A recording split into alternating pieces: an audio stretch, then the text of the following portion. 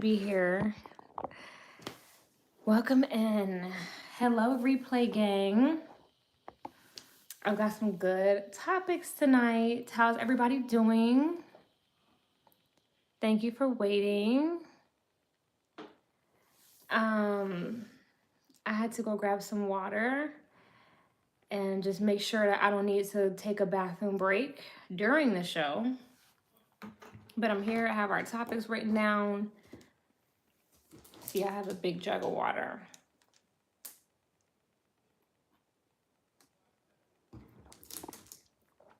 I'm waiting for folks to get here. Hi, Micah. It's good to see you. Okay, because I've been doing really good. I love being on schedule. I'm really enjoying the scheduled live days. Tuesday and Friday at 8. I don't know if I said this last live, but if I think I did, but I really am enjoying it because it just creates that consistency. Y'all know when to be here. You know I'm gonna be here. Our a thumbnail is already made, and a post on the website is already made. I kind of want to wait for some more people to get here. I've been advertising. You know that's another thing too. I feel like letting people having like set days. I don't have to advertise as much. That hey, I'm going live. I'm going live. I'm going live. It's like like oh, it's Friday. But it's still kind of a new thing. So as the weeks go by, I think people will realize like Friday, 8 o'clock, she's live. Hi Dion, good to see you. I'm just kind of shooting the shit, waiting for folks to stroll in. But I have some day ones here. So I feel like we can just go ahead and get started, especially because I like the episode to be good for replay. I always think about that. So okay, let's go ahead and start off. So I want to, of course, we always start off with real world topics. I made a video today about Black people in corporate, and this is a real thing. I know many of you know, but I've had several firsthand experiences, not just in corporate in jobs period, but definitely in the office setting. And I've just been coming across, other people talking about this, and I think it's really important for Black people to have this conversation because the world is changing, and the 2030 agenda is real. I think a lot of people are distracted by Project 2025 when I think we have something a lot bigger to be concerned about and to prepare for, and that's 2030. That's why I have a podcast saying like you have 5 years, because it's already 2025. So we have 5 years, less than 5 years before we get to 2030. And I think with that being said, Black people really need to start thinking about. Thank you, Just Chill. I'm glad. You came across my stuff. Welcome. It's fun over here. We enjoy ourselves over here. I have a podcast too where I get even more uncensored. So welcome. But this conversation about corporate America, Black people in jobs, the state of the economy, the state of the Black economy. What is Black people's future? Ooh, shit, sorry. What does Black people's future look like here in America? How will Black people have to earn money and make a living in the future? These are all important conversations because I feel like for Black people, we are usually behind the curve. I feel like we're usually not prepared. We have an issue with, as Tariq Nasheed would say, staying on code. And this is not the time, you know what I'm saying, to not be organized and to not have a plan because, we are seeing mass layoffs. And hi Lotto, thank you. Yes, the world has been good to me, but God has been better. Hi, Blicky. Good to see you. Um, we're in a time where again, we're seeing a separation in the world, and Black people, please always understand that as Black people, we should never feel safe. We should never get comfortable, and that's because the 2030 agenda, like any plan for the future, never includes the betterment of Black people. It always, if we are in the plan, it's gonna be like, how can we help be the low class laborers to help build the plan, or how can the plan negatively affect us, or um, how can the plan again work against us? The plan is the white people's plan never includes the betterment or the rise of Black people. And so, as I've continued to mention how AI is taking over, because we know this, AI is replacing people. And like somebody said, "Hi, Amia, good to see you." And like many people have been saying, it's not AI taking jobs like we think. It's H these visa people, these H1B or HB1, whatever, these foreign people with these visas are taking the jobs because they're getting paid, you know, a lot cheaper, and they're doing the jobs from overseas. I mean, this has been going on for years. The outsourcing of jobs has been going on for years, and I really just want to talk about how, corporate is collapsing, and it's about time. It needs to collapse.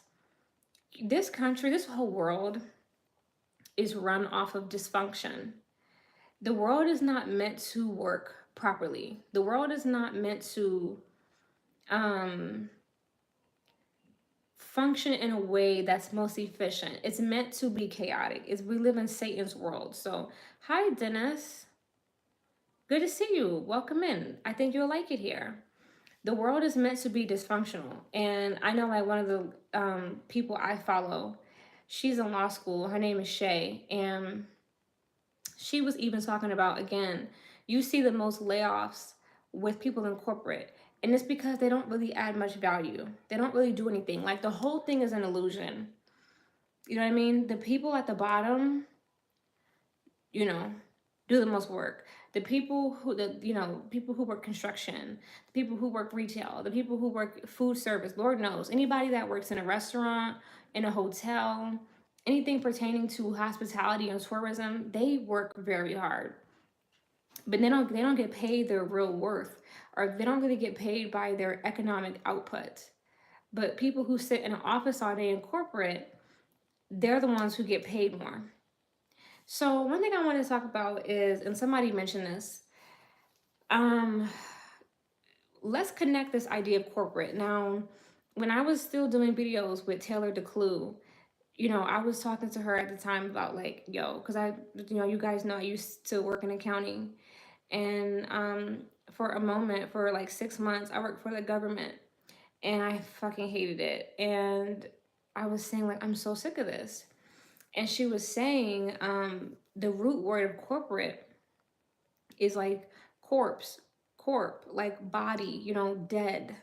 And that's why corporate can feel like it's sucking the life out of you. That's why it can feel draining, um, especially if you're Black. Because, and I'm going to connect this to a comment that I read today, because I got the idea to do my video because another creator who I follow makes amazing videos, and she was saying, hi, Kent, good to see you. She was saying that, again, Black women are getting laid off because they never wanted us there, which is true. And that's why I was like, yeah, they don't want you there. You need to get out. That's why we cannot excel. That's why we can't thrive.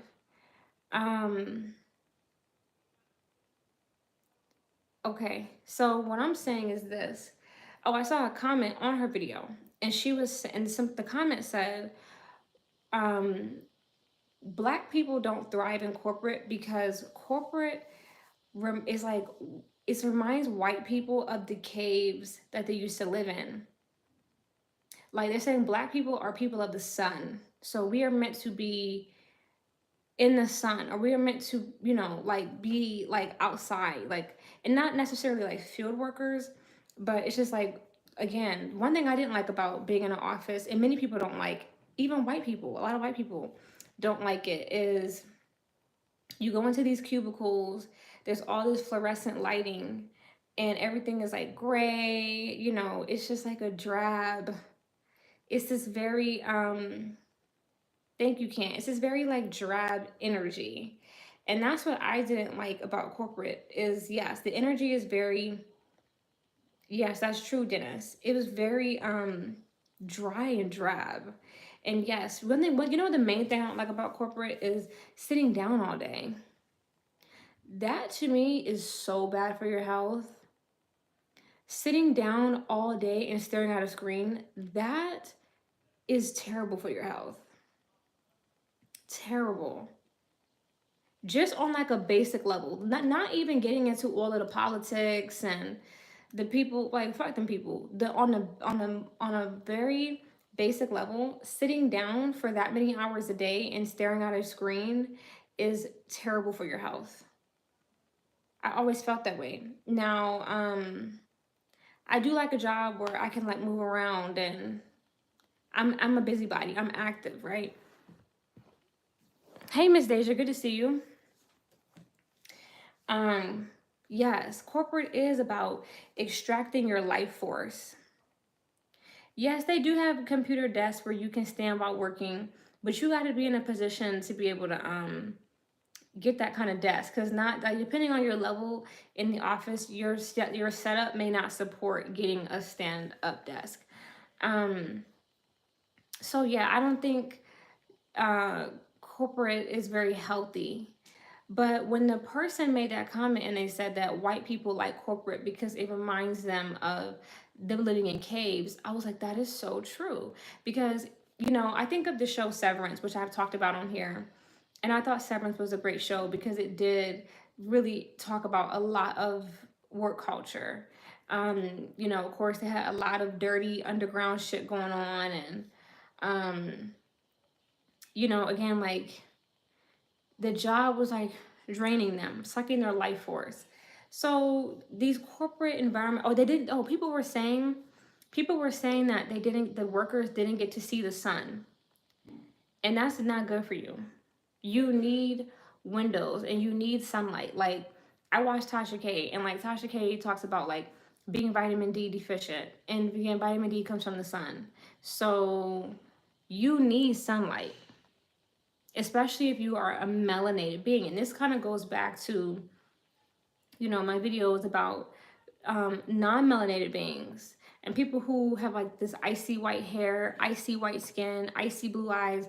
They have no melanin, and every time you see that type of see those DNA features in media, it's always a malevolent energy, whether it's Night King from Game of Thrones, or Daenerys, or the Targaryen family on Game of Thrones, or Draco Malfoy on Harry Potter, Voldemort on Harry Potter. Like, you just gotta see it. They're showing you, but you just gotta see it. And I rewatched Lovecraft Country with my mom, and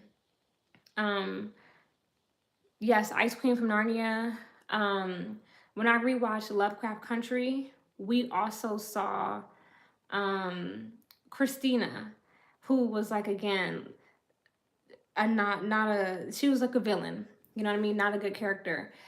She another one with the icy hair, platinum hair, light as could be, super light eyes. We also saw this on the show True Blood with Eric Northam, or Eric something. Eric. He had the blonde hair, really light skin, really light eyes. So when you see people who are void of melanin, many of them just have this negative or malevolent energy. And that energy, you know, is malevolent because it cannot be in the sun. And everything on this earth that is benevolent needs the sun. You know, plants need the sun, bees and butterflies and other animals, and like that's why bears hibernate when the sun is not out. They go away. And us humans, you know, need the sun. But there are people, and this is what we really should talk about. Is again, there are entities on this planet who look human but are not human. So those are things, DNA wise. So those are things that, you know, I just want us to pay attention to. I say all that to say that I 100% agree with that person's comments that corporate reminds white people of when they lived in caves, which is why they like that environment. Also, one thing I can tell you from my experience is white people don't like to work, especially white women. They don't like to work. So they love an environment where they can bark orders. They love an environment where they can bark orders and they don't have to do anything. Where they can tell people, you do this and you do that and you do that. Yes, offices do be cold. Aren't offices always cold? A lot of people are always like, I need to bring a jacket or a sweater. It's so cold in here. And they claim that it's for the computers. Well, computers are connected to, yes. Okay.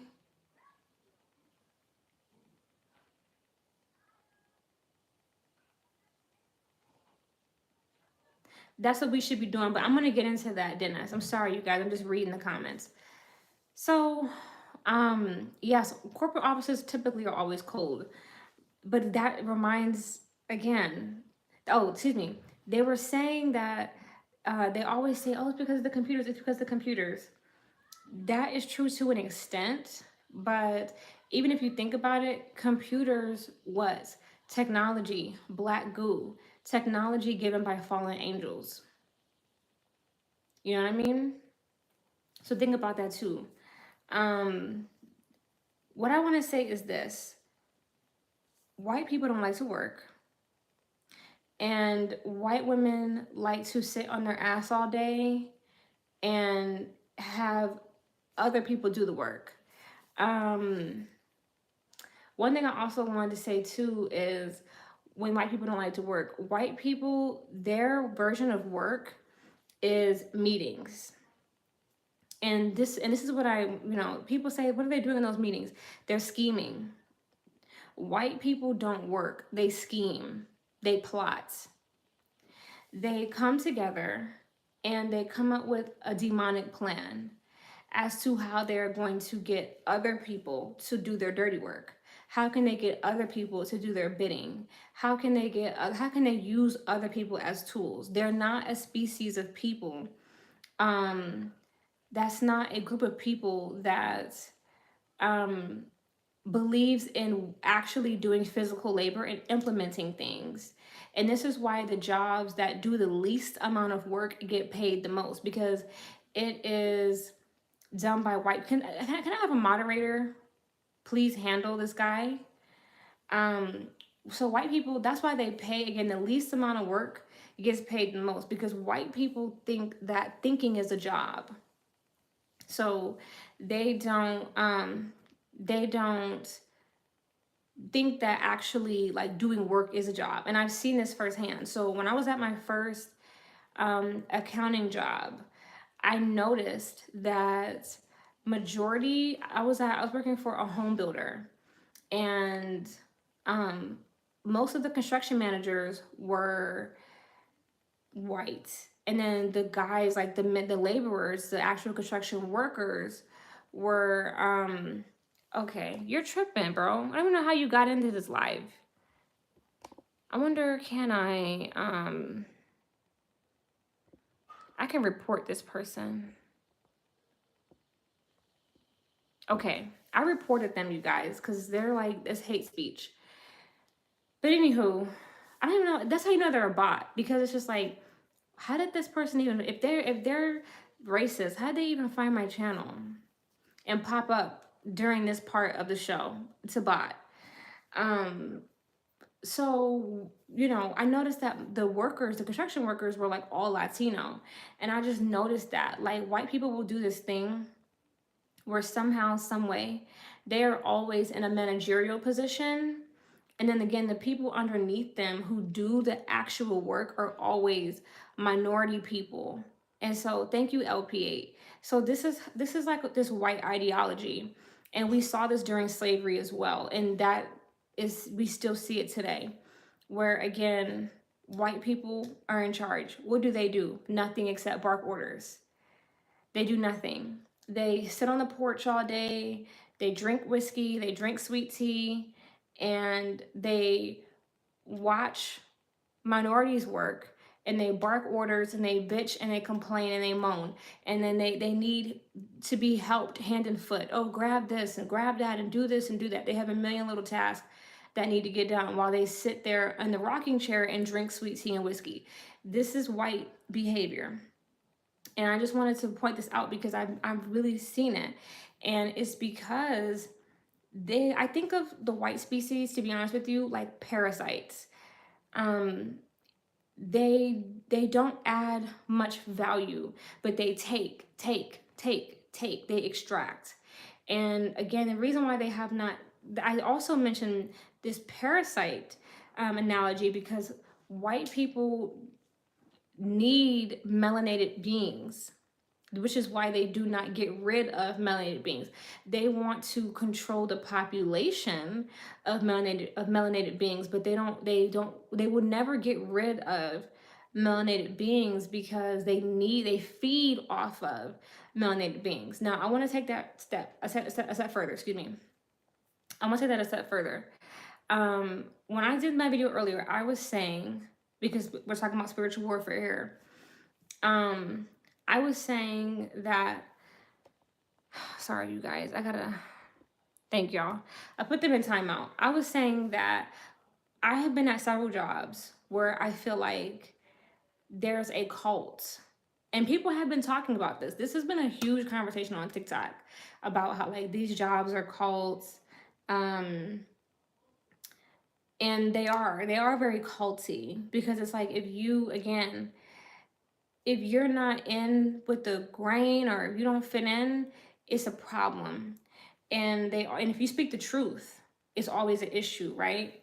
So I noticed this thing when I would start certain jobs, I would feel like there were people who were there who were all in on seeing how long I would stay. Like I felt like they were like, I felt like I was only hired to be preyed on.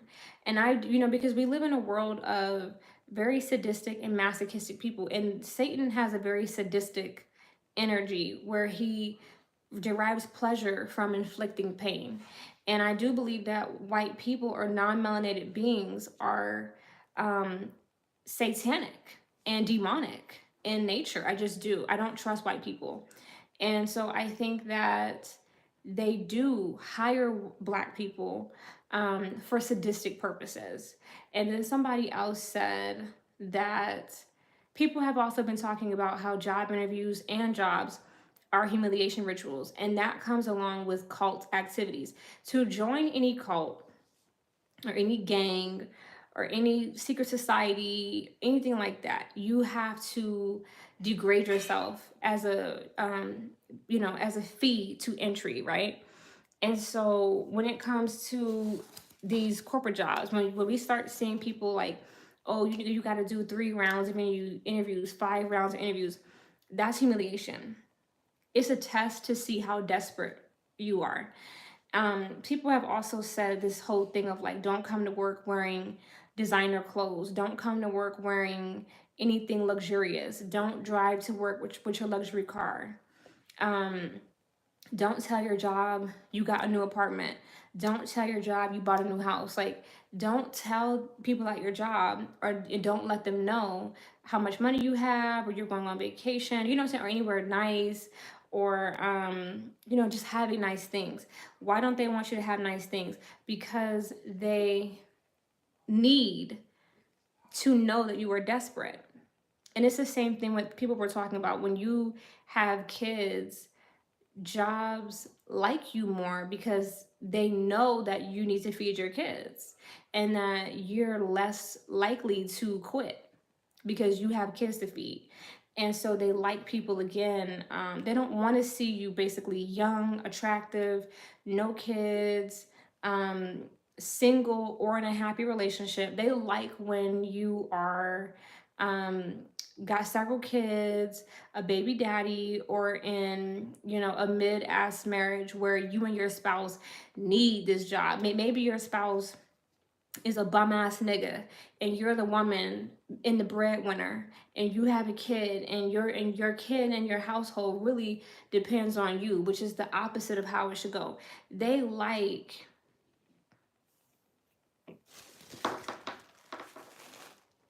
okay, you said now there is two different kinds of spiritual activities. God doesn't see color, but the more a group practices more rituals, the more different they will behave. But white people are human just like us.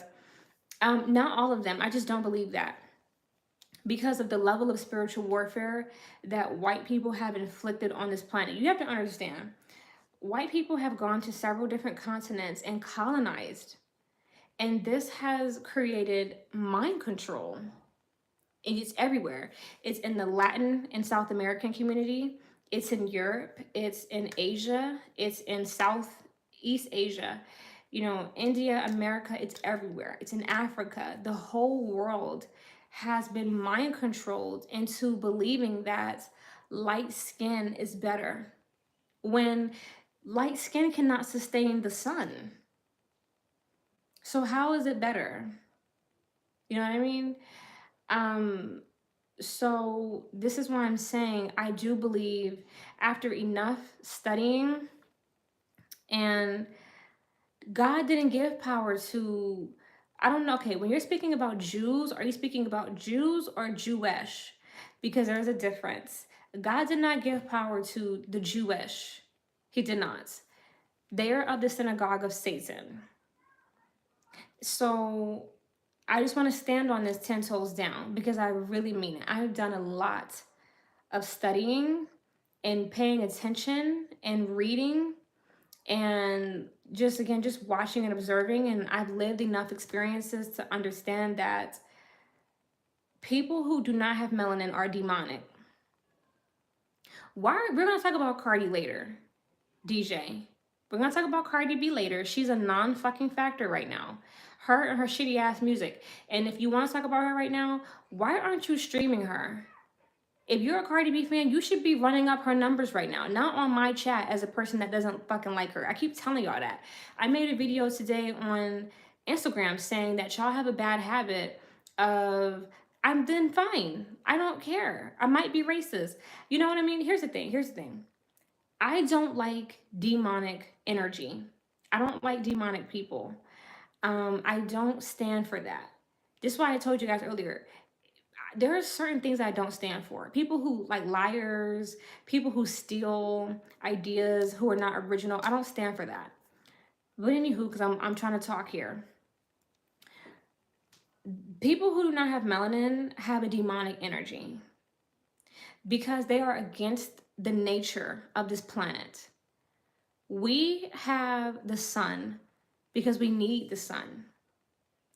If you cannot be in the sun without frying and getting pus filled, sores because you are so fried. Like I remember when I was why are you here, Zach? Like you don't have to, you know what? I got something for you. Goodbye.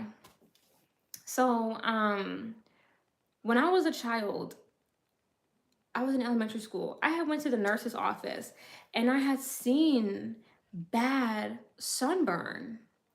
And I was like, it was scary because it was like these two twin white boys and they were in the nurse's office, I guess, to get treated for extremely bad sunburn. And that's when I saw like these big pus-filled sores. And I was like, oh my God, like it can get that bad. Um, And like, of course, at some point you have to like pop them and they have to leak in order to heal. That's disgusting. And I was like, oh my God, there's something strange about that. Just like white people have a habit of getting lice, which is gross. Just bugs in your hair. But I'm just saying, I just believe that, you guys. I just believe that if you can't go out in the sun without, if the sun is against you, I'm against you. That lets me know right there something with you is not right. Because vampires, this is a standard rule, that vampires cannot be out in the sun. They fry. And there's something strange about you, and I don't want any parts. And I'm a reformed person because I have been with plenty of white men. White men got that bag, but I don't want to have. I'm good. I like ethnic men, and I don't want to go back to dating white men. But a lot of them are not that clean. Um, they have like these weird sanitary um like behaviors that I don't enjoy. So, because even Asians that are light skinned don't fry.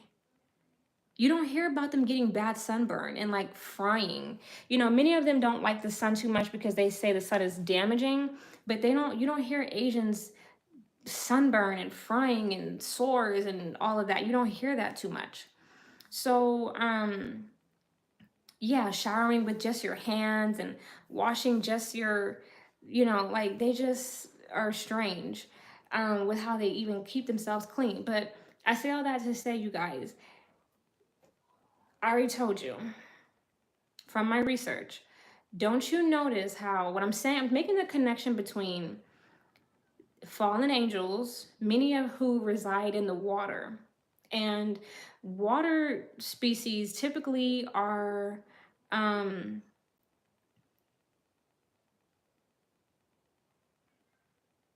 hot, and a worm, that's disgusting. But yes, when black women date white men, we do clean them up. Like, I did buy one of them soap. I was like, maybe you should try this African black soap. He didn't smell. He showered. He cleaned, but I just felt like he wasn't using the right soap. I felt like I could bring something better to the table. So, yes, this is true. Whenever black women date white men, they're like a fixer upper. They always have to give them a new haircut, new cleaning products. Like, they always like new clothes. Like, it's like, bitch, you Bob the Builder. But anywho, Barbara the Builder. But what I'm saying is, with this fallen angel DNA, when God had the flood, you know what I'm saying? The demons went into the water. Sharks and octopi and many aquatic species are carnivorous and malevolent, like orcas and certain whales. They're not nice. And they can shapeshift, right? You see this with certain lizards, like chameleons. Certain lizards can shapeshift and color, shift. Octopi can, again, camouflage as well. And again, American Horror Story has talked about that as well with the season 10, might be one of my favorite seasons, which was talking about, again, the pale people, again, the people with no color, the pale people, and then them being bloodthirsty after they took the black pill. And then we see aliens on the second half, and then we're also evil as fuck. So I'm saying that, again, that alien DNA, water spirits, technology, black goo, no melanin. Again, water, let's talk about it. Water spirits and sirens, they live in the water. They live in the cold. When you go, into water, for most water, when you get into it, is cold. Even a pool, it could be hot as fuck outside. The water is cold. When you're at the beach, the further and further you go, again, the water is cold. The further down you go, it gets colder, it gets darker. Those animals cannot be out in the sun. They're not sun animals. So and then again, to live underwater is to be forsaken. So I really want to continue to connect this. I have a video and I have decodes on the website talking about this pop culture conspiracy, popcultureconspiracy.com. But I want to reiterate where I'm getting these ideas from. I think white people are energy harvesting people who have a very vampiric nature, and I think that they are evil, and I think that they are satanic and demonic, and that is the real issue with black people. I think, and it's not just black people, I think white people have an issue with any person on this planet that is melanated. And that's obvious. That can be proven through colonialism. White people have an issue with everybody that has melanin. They are the only race of people with no melanin. And they have an issue with everybody that has it. And that's why they have gone around, again, manipulation, like the devil in the Garden of Eden. Through manipulative practices, they have convinced people that having no melanin is better, when that's the opposite. They are demonic and satanic. And that's one thing I could tell you guys.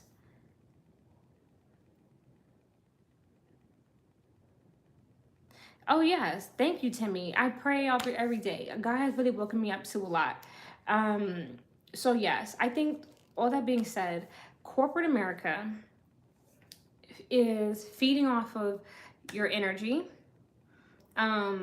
Even certain white people don't like corporate America. Those white people who thrive in corporate America are psychopathic.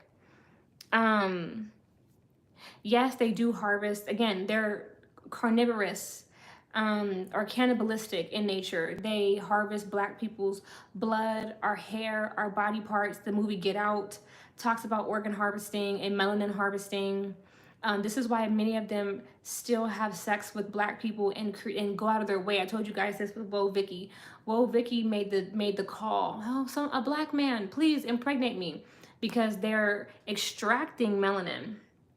The melanin is the currency. And they know, like a parasite, if they don't get the melanin, they will die off. So this is why they go out of their way. No matter how much they claim that they're racist, white people are not truly racist. They are obsessed with those with melanin because they want to extract your melanin because they need it for their own survival. They are parasitic. Corporate America is evil and demonic, and that's why it's falling.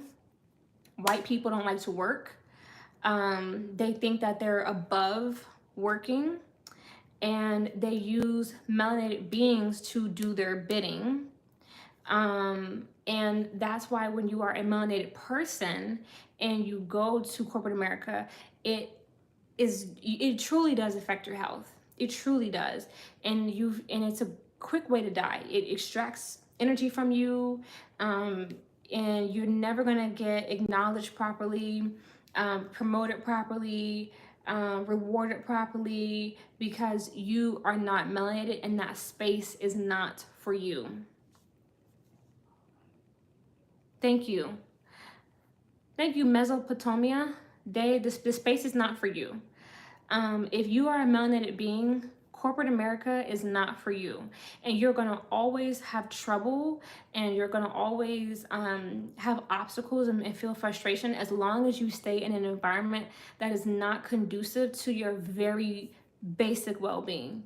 On a spiritual level, if you are a sun person, if you are a melanated being, you have melanin because your DNA needs the sun. You need the sun. And so you need to be in a place where you can get sunlight. You need to be in a place where you can get fresh air. You need to be in a place where you can walk around. It's not about breaking your back and sweating and killing yourself. It's just about, you need a job that keeps your body in motion and keeps you with the basic necessities. Again, sunlight and fresh air. And so I think black people need to get out of corporate America. And I want to take this a step further. So I watched this content creator named Dwayne McLean, or DMTV2. And he was saying that Martin Luther King, he really explained it to me, because I've heard this before, but he explained it in a way that I really got it. and he was saying that Martin Luther King did black people a great disservice because of his push to integrate black people into white spaces. This is why black people are still at a disadvantage. And I know that to be true. I know that that's fact. Martin Luther King was a boule puppet, which is why they made sure to get rid of Malcolm X. And this is why they worship Martin Luther King. Martin Luther King is still propped up and regarded and revered as this great black leader because he is responsible for the delay of black success. And he is why black people don't even know why they have an inferiority complex. He is why black people are still so behind socioeconomically, because you don't see Latinos and Asians begging to be in white spaces. Some of them have this complex, but many of them create their own spaces. You will see Latinos, again, what do? Open up a food truck, sell tacos, do this, do that. You see Asians open up a restaurant, like, because many of them do not have this mindset that they just need to be accepted into the white man's algorithm.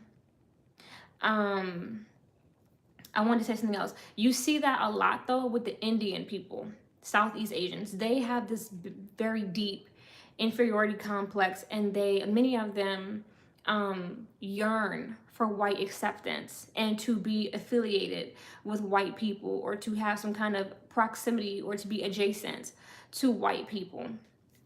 Many of them have that deep complex. And when you go to India, you see what fairness creams everywhere, because they hi Darren, good to see you here, because colonialism has done such a number on the Indian race, and I hope that they can heal from that.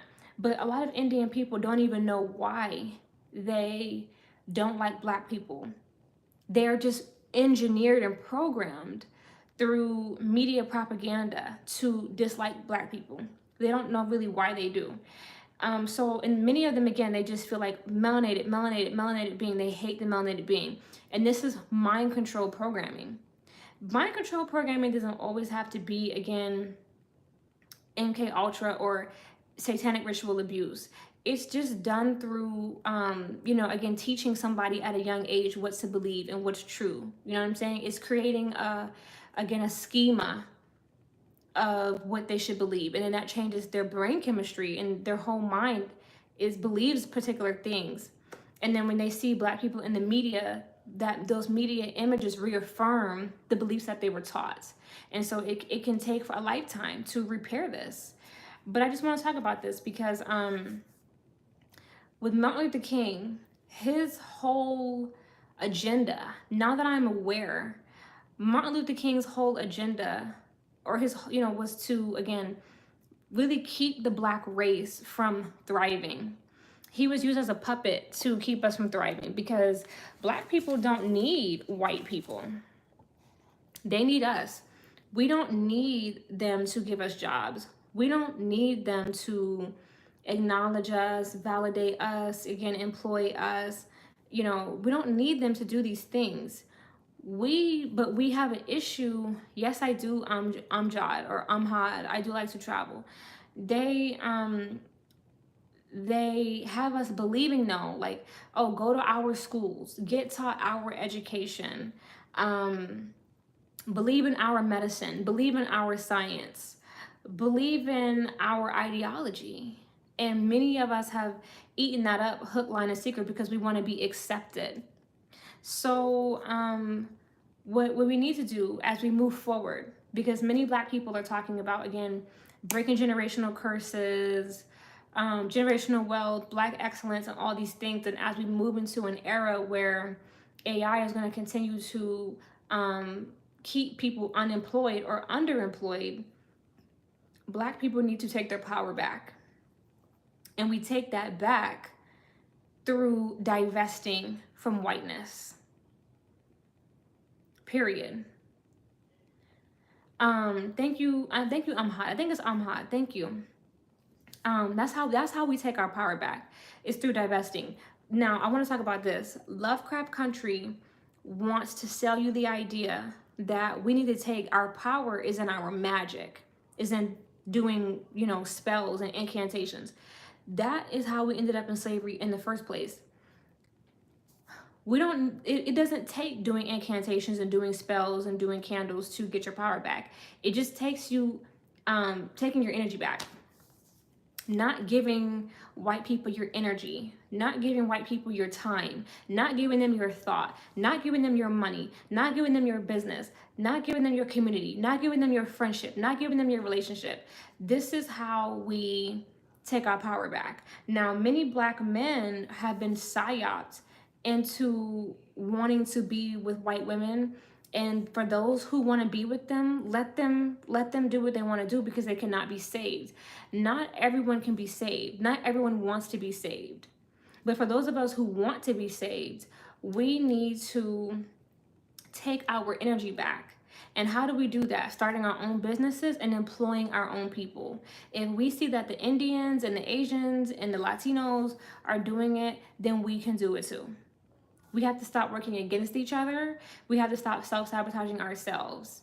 We need to take our businesses seriously, hire our own people, and divest from whiteness. That is the only way that Black people will continue to survive in America and be happy and actually have power.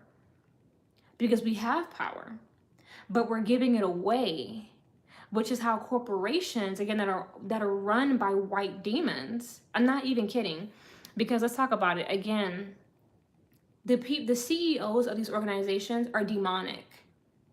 They're demonic. Like Mark Zuckerberg, Jeff Bezos, Bill Gates, Elon Musk. These are demonic people. These are demonic entities. They're not people. We need to start being very clear that all of us are not human beings. Some people are entities. They are demons in human suits. Thank you, AAA Mayday. They're demons. And corporations, again, corpse, dead, energy, bodies, dead bodies. And yeah, CEOs, thank you, Janicia. CEOs are chosen for a reason. They are chosen to fulfill the demonic plan.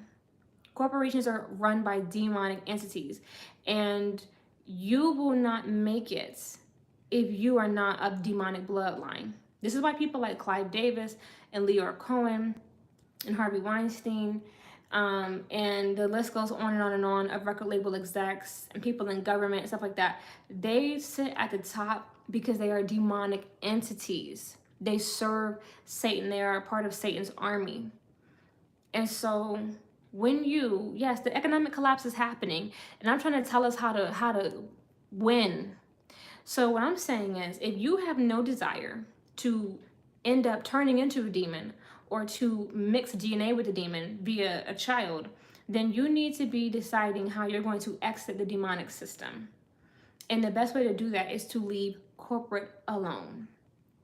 Get out of there. And we need to come together.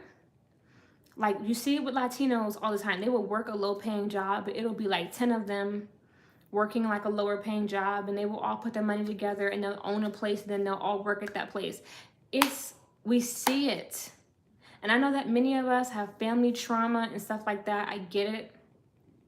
But it's not always about, sometimes the people in your bloodline are not going to be who you built with, but we do need to create community and,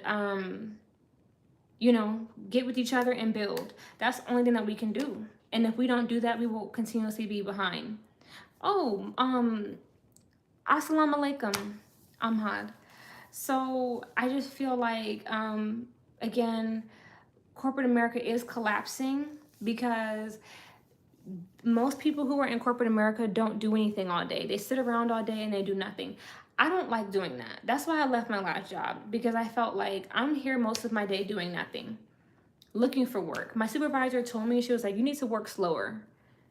And I'm like, I have nothing to do, you know? And so I'm like processing only like 3 invoices a day because it was so slow. And it's just like, why am I here? Why am I giving you my time and my energy to sit here and do three to 5 invoices a day when I'm full of talent and energy and education in life, and I have so much to offer. I'm so smart. I have so much to give. Why am I letting you play the fuck out of me? And you've reduced me to only processing 3 to 5 invoices a day when I have a college education, so I should be working at a higher level anyway. But I'm also just, I have too much to offer. This job is beneath me. That's just, I felt like this job was beneath me. And so I left. I waited until I could get my vacation day payout, and I quit. Happily. I regret nothing. My only regret, and I'm kind of halfway on it, my only regret is not leaving sooner, because that job was horrible. But yeah, you guys, like, we need to get out of corporate America. They extract our energy and they plot against us. They set us up in demonic schemes to fire us and to lay us off. They ignore our performance and they still reward those who will throw that ass back, get on their knees, play friendly. Like, it's not about being not friendly. It's just about, I'm here to work. But white people don't understand that because they don't work and they don't like to work. So they don't understand when you say, I want to just come to work.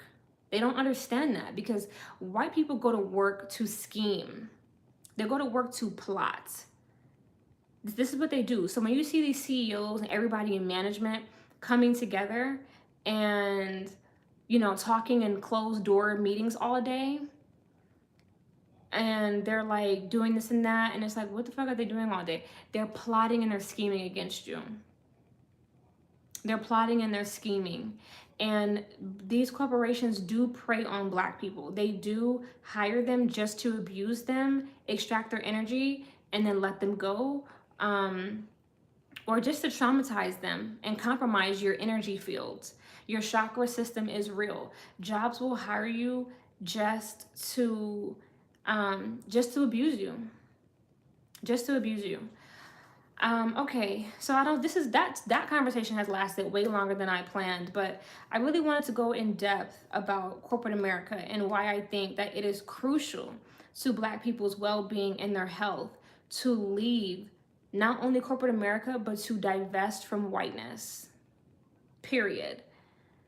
It is crucial. We're in a very crucial area. We need to divest from whiteness. Okay. The earth is...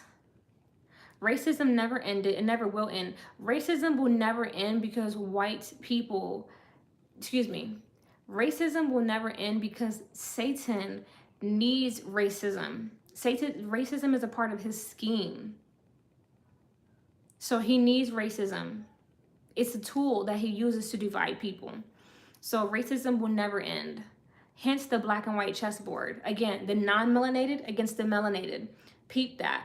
And then the earth is, I believe it's shaped like this, but there's a flat plane and there's water underneath and then water above. The Bible tells us that. Okay, so yeah, let's get away from whiteness moving forward. Let's also move on to, damn, that took a while. Okay, let's move on to Mountain Dew. So I posted on my Instagram stories that Mountain Dew and Taco Bell are gonna be coming out with a new flavor called Baja Midnight. I'm thirsty.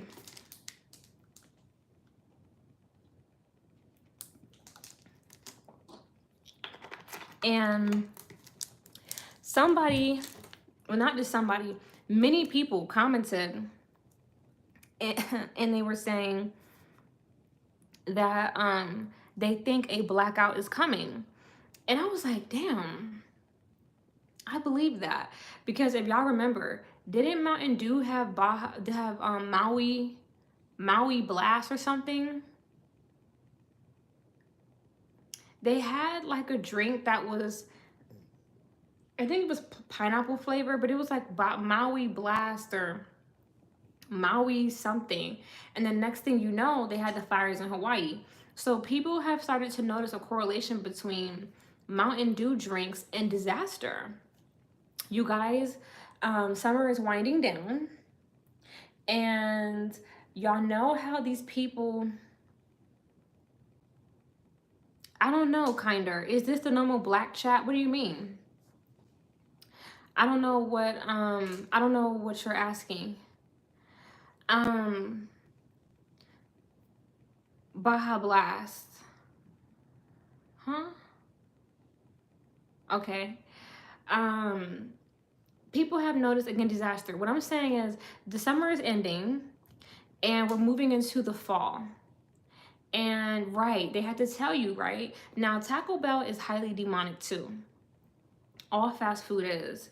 But Taco Bell is highly demonic. They have a commercial relating to um Illuminati symbolism, trying to make fun of or trying to poke fun at secret society, um, occult symbolism. So that was very telling. And what? Some of y'all got a lot going on. So I just feel like, okay, Taco Bell, interesting. Mountain Dew, Baja Midnight, interesting. And then we're moving into the fall season. Interesting. Y'all know how it is when it gets cold. I live in Texas. I was living here when we had the huge freeze.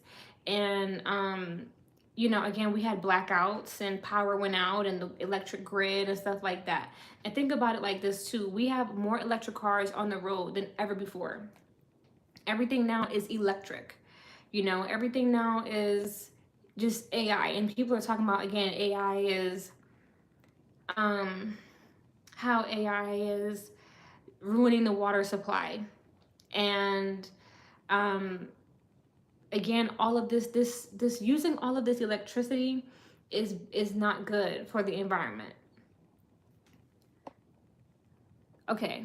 Before I get you out of here, why are you still here? You know why? Because you want to distract my chat.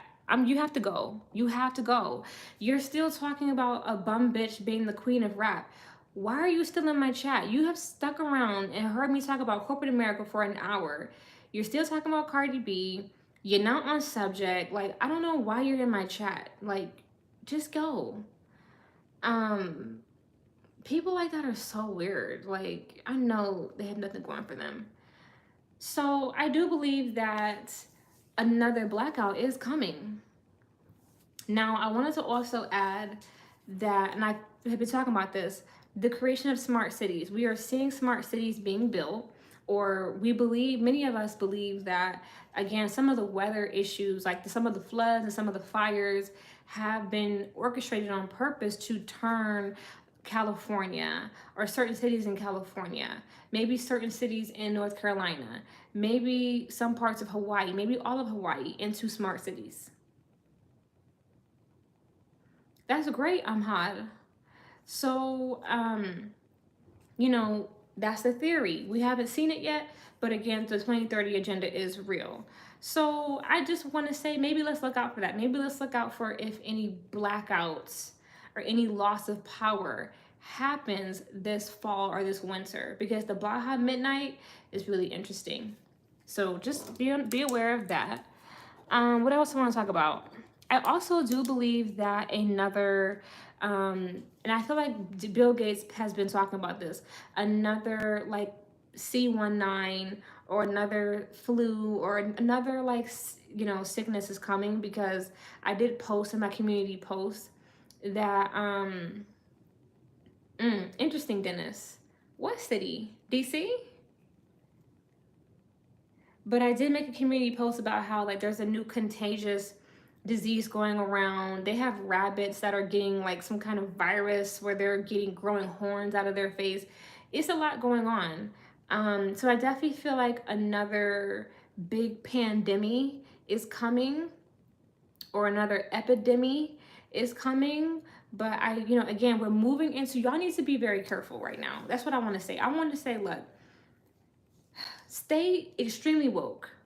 Be very vigilant, because we are moving into the fall season. And I want to bring this up too, since I want to connect this to what I was talking about earlier.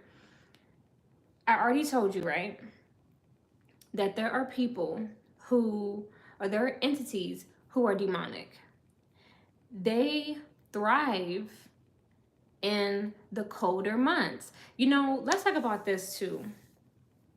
I have been to Mexico. Dennis, you're bringing up some interesting things to talk about and to think about. DC, Baltimore, Chicago, and New York. Sounds about right.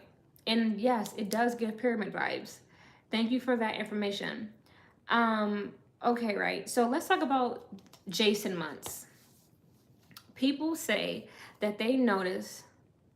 Oh, hey Keisha. Hey girl. I know your profile pic, so I know who you are. Hi, 28 Doors. Welcome in. Thank you for being here, Keisha. Jason months: July, August, September, October, November. We start to see a lot of celebrity sacrifice around this time. The Jason months. It's a real thing. We're so prepare for that. We're already in August. Hi, TT. We've already seen a lot of people just die, and it's like, why are they dead? I told you guys we've been seeing a lot of ex-workers pass away, and we've seen this rise in celebrities passing away. Jason months. The elites also like to do a lot of offerings around New Year's, around Christmas and New Year's time. We see a lot of people. No, I don't. I'm hard. I don't. I believe that kind of behavior is against God, and I believe that it ruins your chakra system. And once your chakra system is that messed up, it messes with your pineal gland, and you start to it's just a great way to just be turned into a demon, messing with your chakra like that. You're not supposed to, that is one of the worst things that you could do for your body, is to engage in that kind of activity. But again, we start to see a lot of celebrity sacrifice around New Year's, Christmas, and stuff like that. And yes, it does mess with your pineal, and it just distorts you through and through. So I don't condone that kind of behavior, because even if you don't believe in Jesus Christ, on a spiritual level, on a physical level, it does mess with your energy fields. Yes, they are. Okay, we're gonna talk about that too. We're gonna talk about that. I was talking about weapons today. I haven't seen it, but we're gonna talk about it because I did watch some reviews. So, and I'm glad you brought that up, Janicia, because I'm so glad you said that, because that is on my list of things to talk about. So what I want to say is this. Everybody looks forward to the summer, right? Everybody loves summertime. Summertime is vacation time, slow down time. It's sunny outside, party and bullshit. Again, the sun is out. People like the sun. Springtime is when we have, the sun is starting to come out. We have the flowers blooming. And then when summer comes around, the sun is in full bloom and everybody is just living the life. But when we start to get into the colder months, again, people start to isolate, hibernate, and we start to see a lot of crime. People start to scam and do crimes for the holidays. They want to, feed their kids. They want to give their kids Christmas gifts, stuff like that. And we start to see a lot of celebrity sacrifice. We start to see bad weather, snowstorms, freezes, ice, stuff like that. And we just start to see a lot of sinister energy. I want to also connect this to, Christmas and New Year's. People are saying that New Year's is a spell, and I believe this, to keep you trapped in a time loop, because we do not operate off of my name is T, like just the letter T. We do not operate off of the real calendar. I think we have the Gregorian calendar or something like that. We don't even operate off the real calendar. And so when you keep celebrating New Year's, because you're honoring a false beginning, you keep yourself trapped in a time loop. I believe that. Again, New Year's is also in a cold month.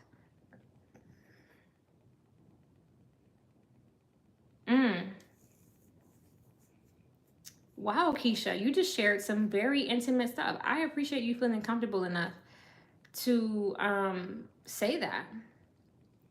Yes, Janicia. New Year's is supposed to be spring. Hi, Jonathan. Good to see you. New Year's should be spring. Keisha, I'm praying for you and your son.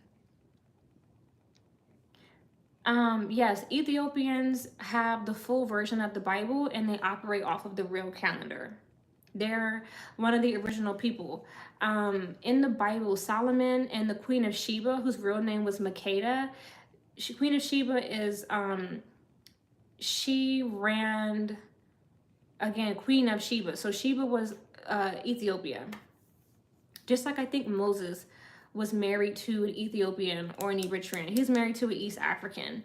The Bible is full of East Africans. Um, Solomon, I think, was like Middle Eastern. He's from like Yemen or Saudi Arabia, something like that. Okay, so when we start to see like the holidays, we know that a lot of these holidays worship false idols. Again, we have Halloween coming up, demonic holiday.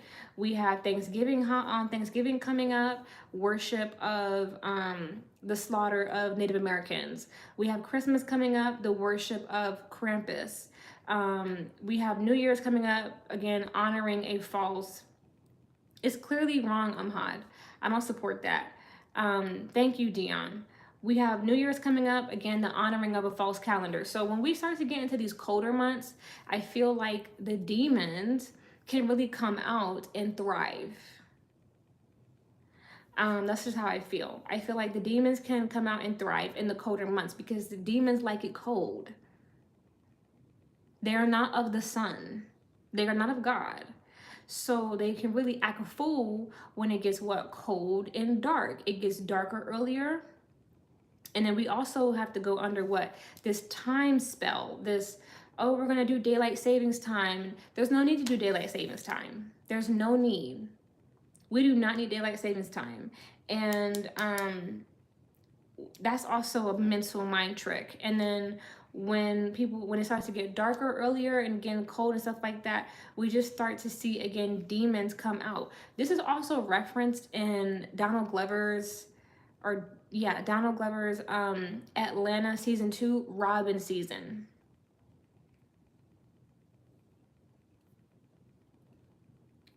I don't know what you're talking about. Anywho, time is not real. We use time as a construct to help us schedule our lives, but in all actuality, time is it's relative, it's not exactly real. So I just wanted to put that out there. I just want to again, please, you guys, really, really be aware because we're moving into hi Micheline. Good. I remember you from earlier. We're moving into a time where the demons are going to get more bold because the sun is gone. The sun is gone. So they're going to be out and about and they're going to be doing little things to, just cause chaos. So let's just, I think we're going to have an interesting winter. Now, one thing I wanted to bring up when speaking about the fall and the winter is I want to talk about what somebody else mentioned, which was the movie Weapons and then Sinners. So Sinners came out during Easter weekend, which was ritualistic. And then the movie Weapons has just come out again end of summer. And then we're having the movie Him come out next month. Now with the movie Weapons, I did watch a review because I wanted to see it. Because people on TikTok had been talking about it. I showed my mom the trailer. She wasn't really feeling it, so she didn't want to see it. So we watched a review. When I watched the review, I did see some spoilers, and it let me know that the movie is again about Satanism. So in the movie, there is a train station, a transformer, if you can pick up what I'm putting down, who is a witch, and they are using witchcraft to trap children in a basement and siphon blood and energy off these kids. That movie, yes, Keisha, I want you to replay this video when I'm done. And I also want you to go check out the decodes on my website. And maybe I think I have a video breaking down the decodes as well. It's a full length video where I broke down the visual decodes. I want you to go see that because I went into great detail about how I do believe that those from the Caucasus Mountains are demonic in nature. I said that I draw my line in the sand, and I said that if anyone is devoid of melanin, I believe that they are demonic. Period. What, is this a woman? It looked like a man. That looked like a man. When I saw the photos of that thing, that looked like a man.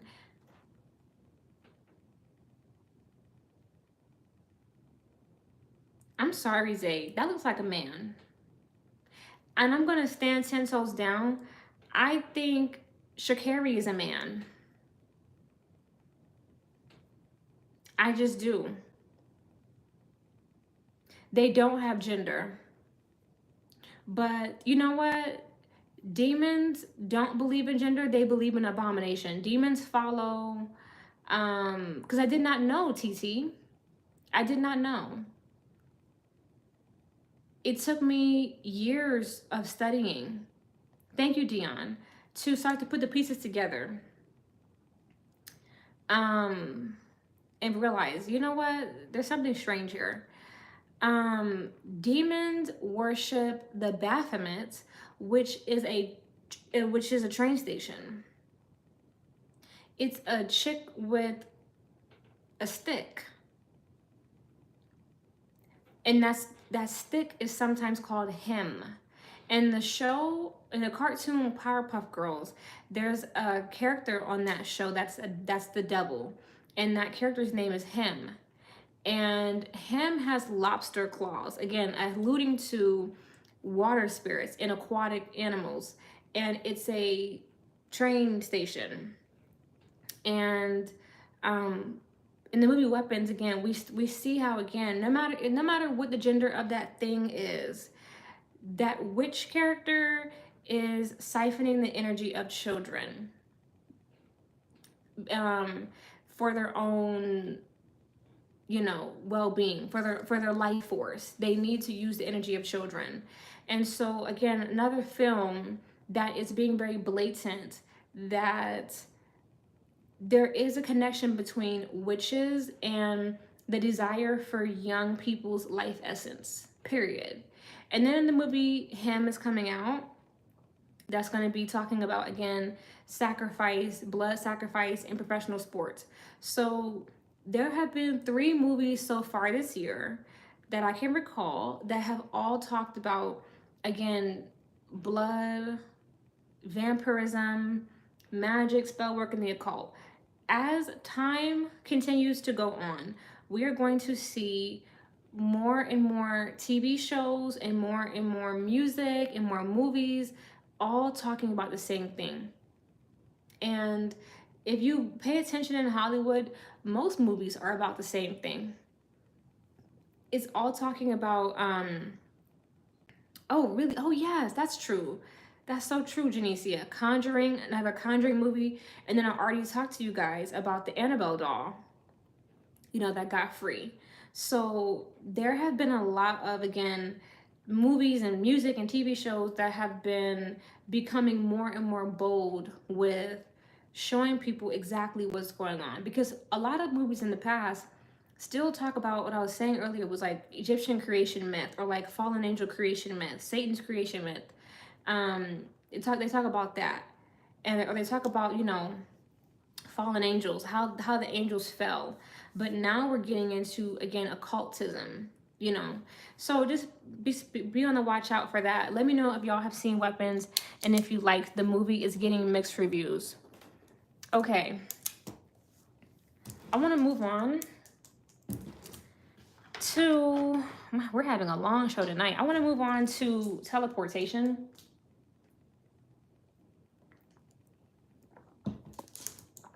I continue to feel vindicated because I told you guys. Oh, you know what? Before I start, so Janicia, You mentioned conjuring last rites. And that makes me think of, again, the Annabelle doll, right? And didn't the Annabelle doll allegedly murk somebody? That person was probably a sacrifice for the film. You know, there's a pastor named G. Craig Lewis. Is it G. Craig Lewis? It's G. Craig Lewis. And he said years ago, he said, every time Hollywood makes a movie, somebody has to die. And I know that may sound absurd, but when you start to pay attention, you're like, damn, they do be murking people. Notice how another Conjuring movie is coming out. The Annabelle doll got free if somebody passed away. It was a sacrifice for the movie, allegedly. Okay. So I told you guys, I think on the community post, even before today, I said, or maybe in live, I don't know. I've just mentioned before that I think the reason why we are seeing an issue with airplanes is because the powers that be um, want to enact or want to implement or usher in teleportation. That is true, Dennis. Yes, Jason did have a knack for murking people who did fornicate. That is so true. So true. But wasn't Jason, again, the Jason months, Jason Voorhees, and Jason used to wear the hockey mask. Hockey is a cold sport. Jason was unalived in water, and he would rise up from the water. That's telling you something. Just like, what's his name? He passed away at a lake, right? He never passed away, but I mean, he was technically like reborn. I don't know, in a lake. I forgot the name of the lake, but yes, he drowned. He had a unaliving by water.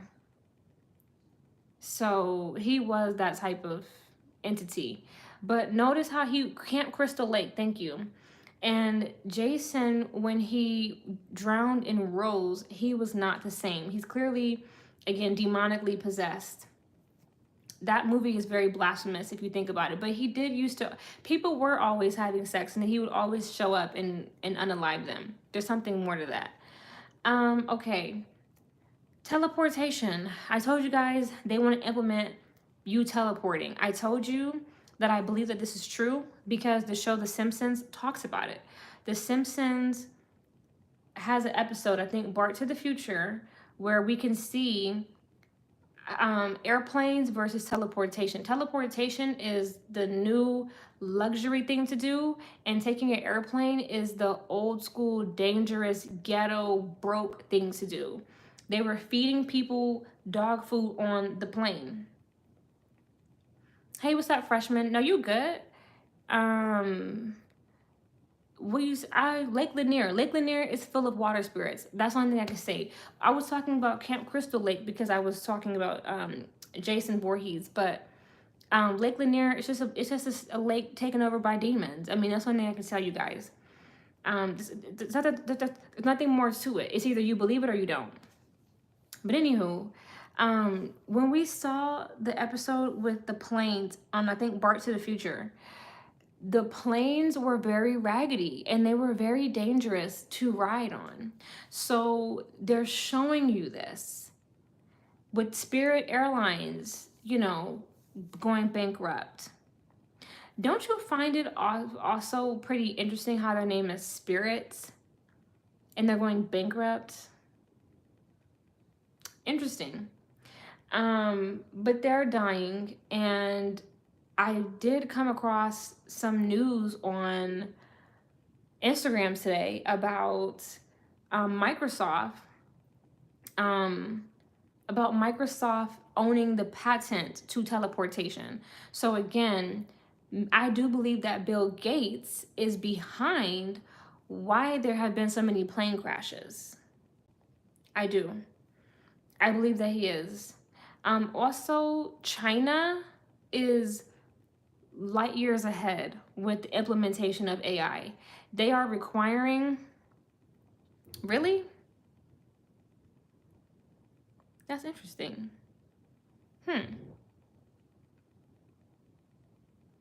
I've been on a lot of planes. I I like taking planes because I don't like long car drives, but there's an incentive to not come up with a high-speed train. Okay. Okay. So I believe that Bill Gates is behind the planes falling out the sky. Um, okay. I'm just reading y'all's comments. I was mentioning China. China is requiring that students learn AI. They have a bionic antelope. They have robots doing surgeries. I mean, they are going light years ahead with technology. Now, China is usually ahead of the US with technology, but because they're usually ahead of us, that makes me very concerned about where we're going. Again, I continue to say, because I live in Texas, I live in a city that has self-driving cars all over the place. All over the place. And, you know, I'm definitely I'm telling everybody here that we're moving into a time where if you don't want to get on board with some of this stuff, you will have to live off grid. And the things that I've been predicting for years are coming true. I am active on TikTok. Y'all know that. I don't know if y'all follow me on TikTok, but my following on TikTok is a lot bigger than it is over here. And I come across a lot of videos on TikTok.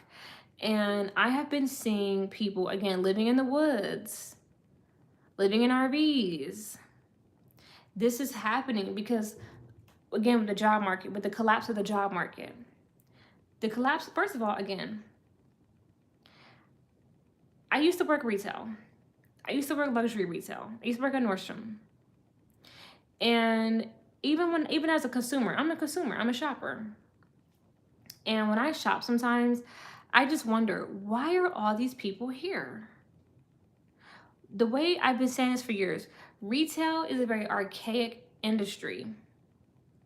Very archaic. And I always have felt like, even again, I used to work for the government. You know, I've worked, you guys. I've worked a lot of different places. A lot of jobs don't need that many people there. They're overstaffed. I don't care. It's the truth. A lot of jobs have people that don't need to be there. Like, you know, have you seen The Matrix, you guys? And Morpheus showed Neo what the real world looked like, but then he showed him like the world that you see every day is a VR world. The illusion is being lifted. People have been living in a VR world for years. Most jobs don't need you there.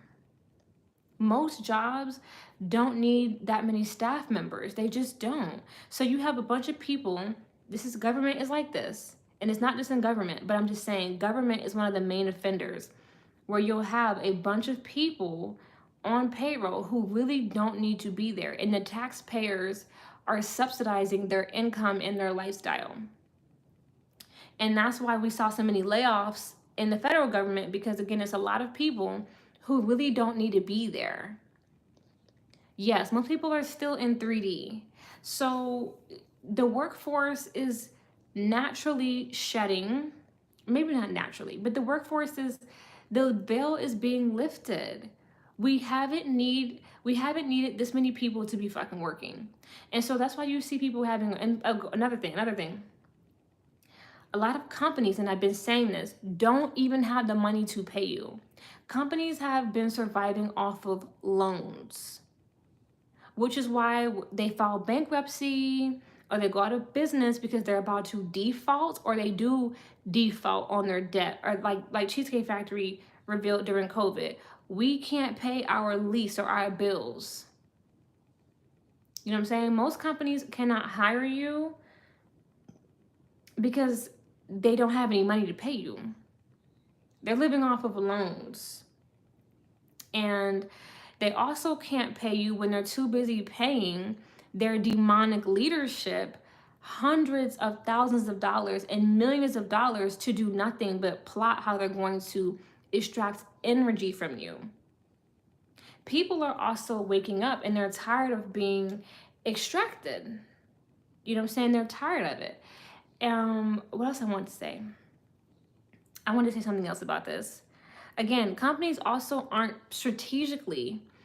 paying people enough for, the price of they're not paying people enough to keep up with the cost of living, which is done on purpose. Because you know what one CEO or like one leader in charge said years ago? He said, if I pay them less, they work more. So it actually keeps them here. Because what do people do? When people want to make more money at a job, especially an hourly job, what do? They pick up more hours. Right? And so if you're in a situation where you're not getting paid that much, you might feel like you have more incentive to spend more hours at work for more money. So it keeps you there longer, allowing you to be extracted from even longer. Do you see this? So that's why we see people like, oh, I'm putting in overtime, because they're trying to make more money. So again, the whole point is to keep you desperate. The whole point is to keep you consuming. The whole point is to keep you buying shit you don't need. So you keep going to work, you keep buying more shit that also funnels into their pockets, and you keep exchanging your energy for currency, for fiat currency, which is dead. I think fiat means something. I think it means dead, or it means something. So yeah, you become dependent. The whole goal is to keep you dependent on the matrix, dependent on their system, and being controlled. And many people, again, because the veil is lifting, many of us are waking up to this, and we don't want to be controlled anymore. And so that's why a lot of people, and I get it. I get when I was, people are like, oh, I don't want to own a home because what? A home keeps you in the system. And like even Pastor Stephen Darby was saying that a home is great, but when they sell you a mortgage, they know now you have to keep a job because you're in a 30-year mortgage. I can guarantee that you'll be working, investing your life energy for the next 30 years because I gave you a mortgage. Mortgage means death pact. It does. It just does. It's Latin for death pact. So we are seeing again, like the veil being lifted, and people are starting to split up out of society. People are starting to, again, leave everything behind, sell their stuff, leave America, go to the woods, live off grid. We're already seeing the beginning of it, and we will continue to see the beginning of it. I already told you guys before, which is true. Real food is becoming a luxury. It already is, but it's becoming more of a luxury, which is why, again, Bill Gates is behind lab-grown butter and, again, lab-grown meat. And we see Jeff Bezos investing in lab-grown meat. We see Jeff Bezos owning Whole Foods.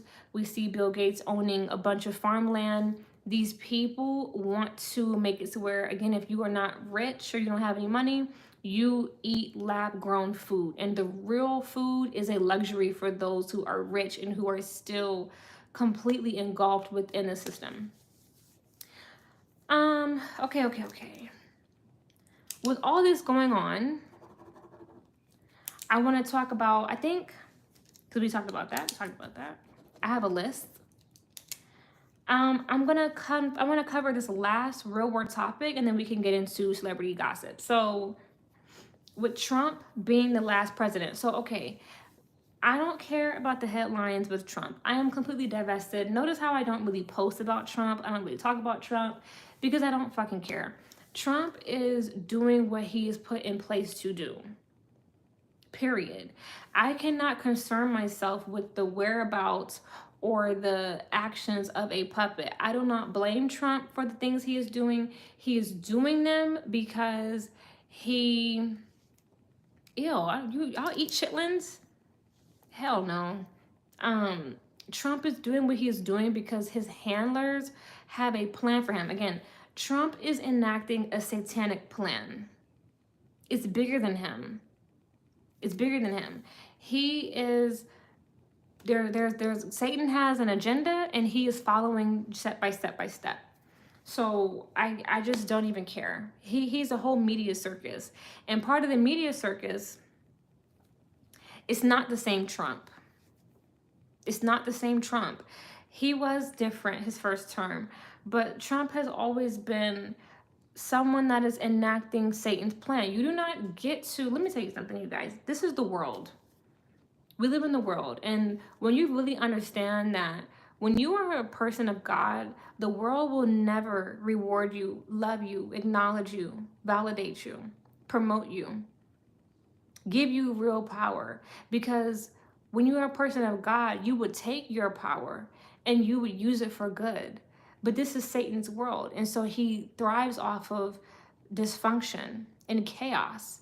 So he's going to always put puppets in charge, which is why this is why even at a job, don't you notice, again, most people who are managers, they're never rebellious. Managers tend to follow the rules. They tend to be narcissistic, psychopathic. They all have particular traits about them because managers get to high levels of management because they fall in line with Satan's plan. They just do. The world rewards them, even at a coffee shop, even at a Subway, even at, a grocery store. The management is going to always be strange because they got there, especially the higher up they go, is the more demonic that they are. They don't always run things properly or implement things properly because they're there as agents of chaos. Okay. Shout out to you, Hussy baby. Hussy you baby. I don't know. I'm just being nice. Shout out to you. Thank you for being here. I hope you enjoy the show. And again, not all managers are bad, but a lot of them, especially depending on the environment that they're in, a lot of them can be very off-putting, and that's because they are following Satan's agenda. So Trump is doing the same thing. Okay, look, I want to just put this out here. I think one or two things is going to happen. I want to start off with the first option. When I was in 10th grade, I took a class that was about either government or history. I think a mixture of both, but it was like one of those kind of classes, government, history, whatever. And my teacher said, a president cannot have more than 2 consecutive terms. Like after he runs twice consecutively, he cannot run again. Trump's terms have not been consecutive. So I do believe that he will be able to run again. And if he does this 3rd term, then he won't be able to run again because back-to-back consecutive, which made me realize there was a reason why, and even Call Me Kinfolk, who runs a gematria channel, even Call Me Kinfolk, again, pointed out how there's gematria behind 45 and 47. Those numbers, they mean something in gematria with Trump's presidency. So I believe that he just might run again. Or I believe that we will go to war. And if we go to war, we won't be having an election. And he will sit in his seat. No matter how this goes, though, it does not matter. There is a book called, I think, The Adventures of Baron Trump, or something like that. The Mysterious Adventures of Baron Trump. Look it up. There's a book, and it mentions, again, his son, Baron Trump. I believe that his son, Baron, is mixed with fallen angel DNA. He is 7 feet tall. He's like super fucking tall. And again, he is devoid of melanin. I believe that he is fallen angel DNA. I just do. He's strange. His height is strange to me, especially, and you know why it's strange? Because again, I know that these people are connected and that they do not become presidents and world leaders from being average people. So I do believe that his son is some kind of fallen angel mix. But that book was talking about, again, Barron, and it did mention how Trump would be the last president. I do believe that that will happen. I've been talking to you guys for years about the new founding fathers. It's very obvious, and I've already told you it's being implemented. Elon Musk hinted at this when he was talking about, again, starting his own party. I will always tell you, I believe that Elon Musk is the Antichrist, or one of the Antichrists, and I do believe that Elon will be a founding father, and he will need to be in that position to implement the chip and UBI. And I've already told you that, maybe I didn't tell you guys this. Elon Musk does not look like the people who he claims are his parents. And Kanye West did say that Elon Musk was made in a lab. And I believe that. Again, technology, I believe that Elon Musk is a cyborg. I don't believe that that is a human being. I believe that he is, again, because you know what? Unplug him on YouTube is talking about how, like, AI might be like an actual, like, devil or demon or something like that. And I believe that. Again, just technology as a whole, the black goo, aliens, all of that, DNA change, all of that, DNA manipulation, all of that. There's something more to it. So I definitely believe that Elon Musk is an antichrist demonic cyborg. And that was created by Satan. I do not believe that Elon Musk is a person, and I don't believe that Elon Musk bleeds. If he does leak liquid, it is black goo. But that's not a human being. I'm not gonna argue with anybody here. It's obvious that he is not a human being. To me, it's very obvious.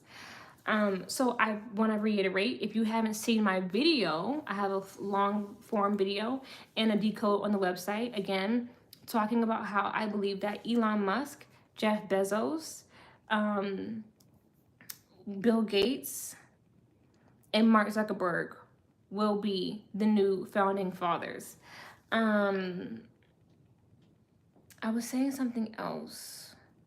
Oh, yes. I find the passing of Jeff Bezos' mother suspicious.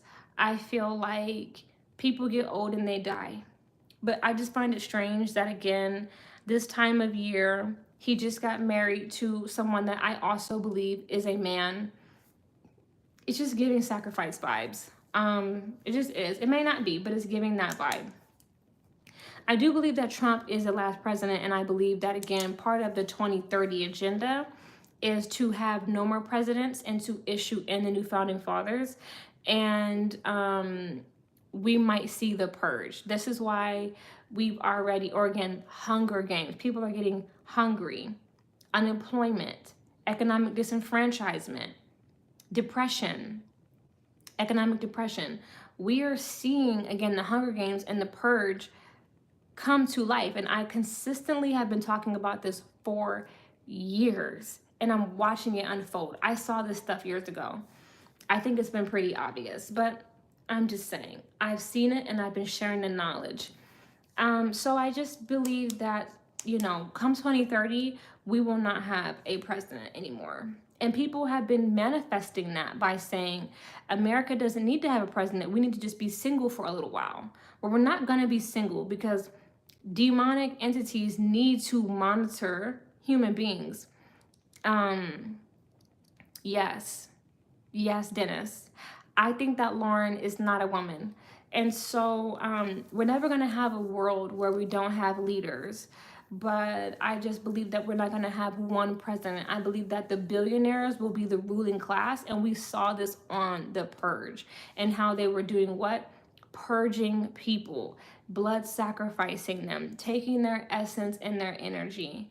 And then we saw that also on, again, the Hunger Games, which was, again, exploiting people's hunger and making children fight to the death. Because when I rewatched it, the Hunger Games used to recruit people from the ages of 13 to 18 to fight for their districts. And why would you want people from 13 to 18? Child sacrifice, okay? Alrighty, guys. We've had enough heavy conversation. Let's get into some fun celebrity ghetto gossip. Okay. I want to start off as a good median way to move in with Gunna. So I made a video today saying that I believe that Gunna, this is definitely a reset.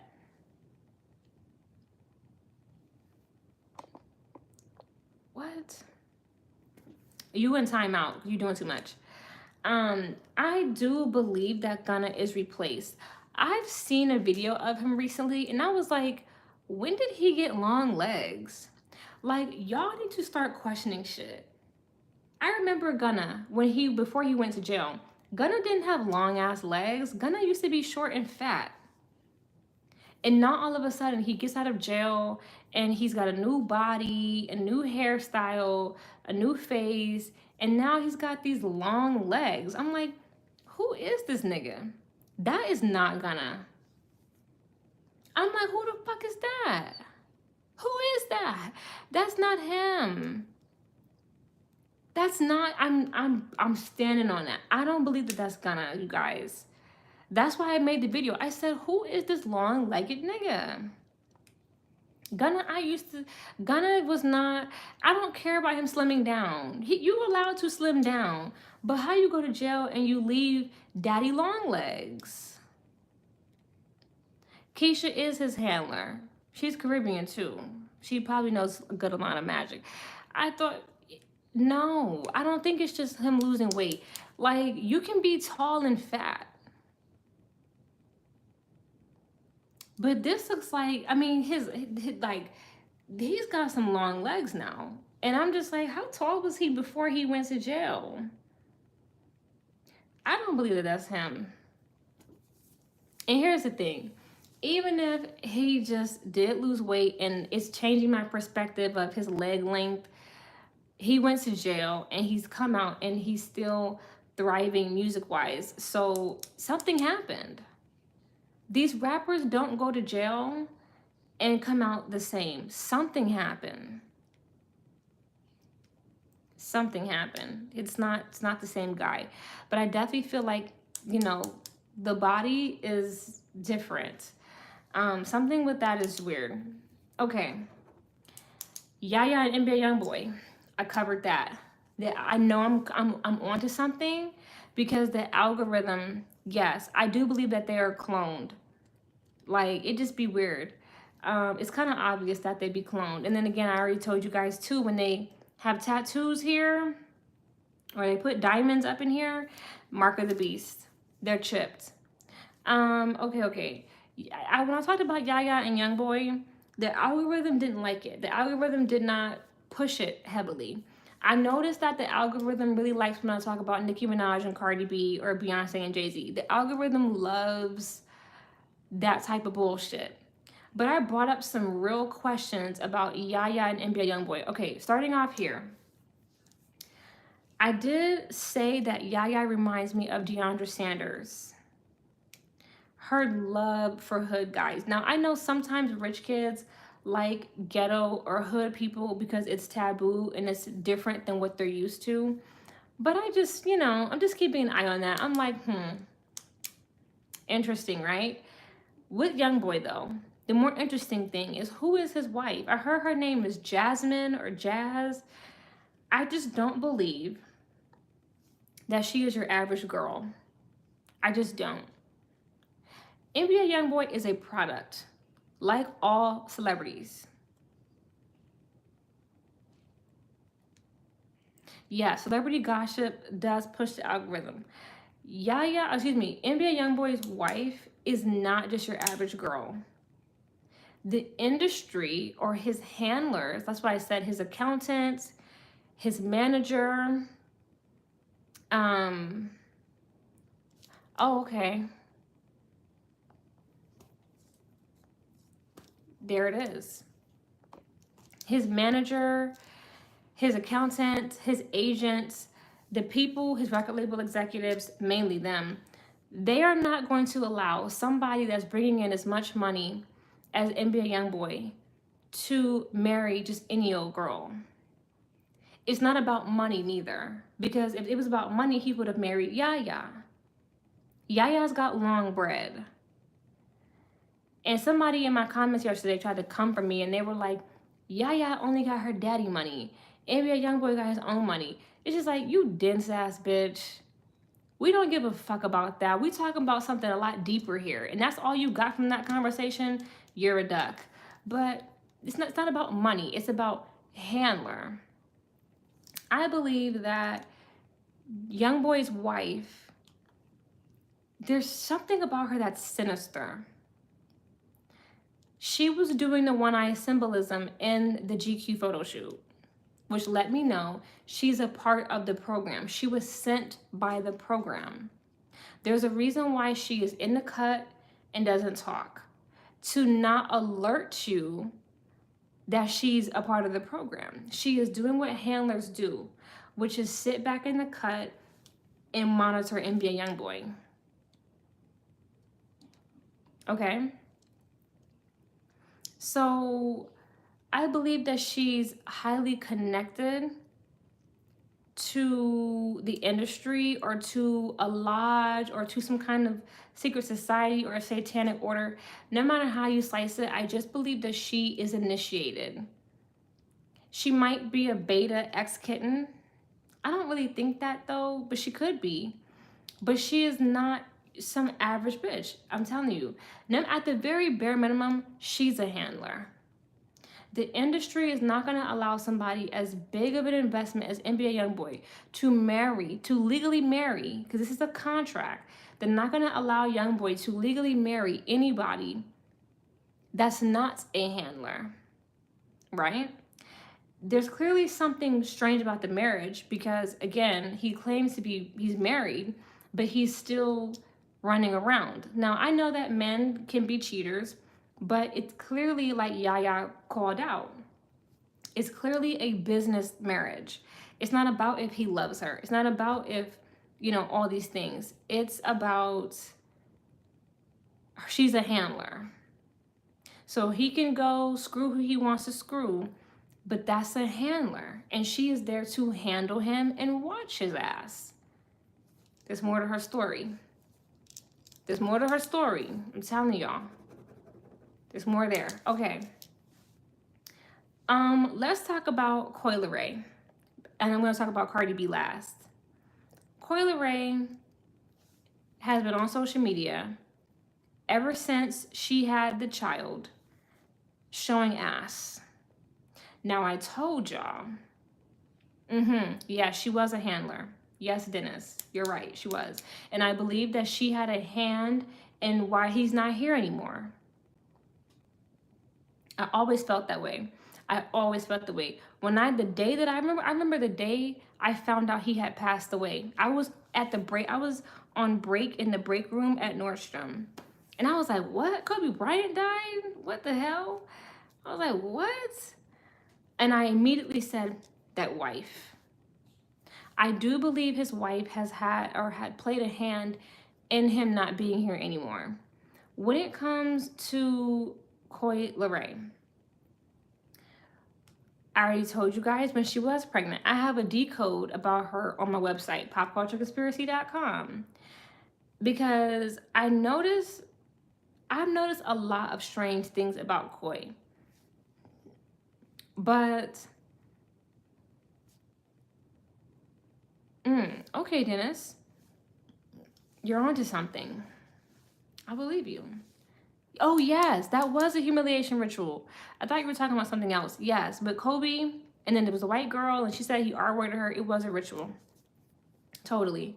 Okay, when Coi Leray was pregnant, she posted some photos.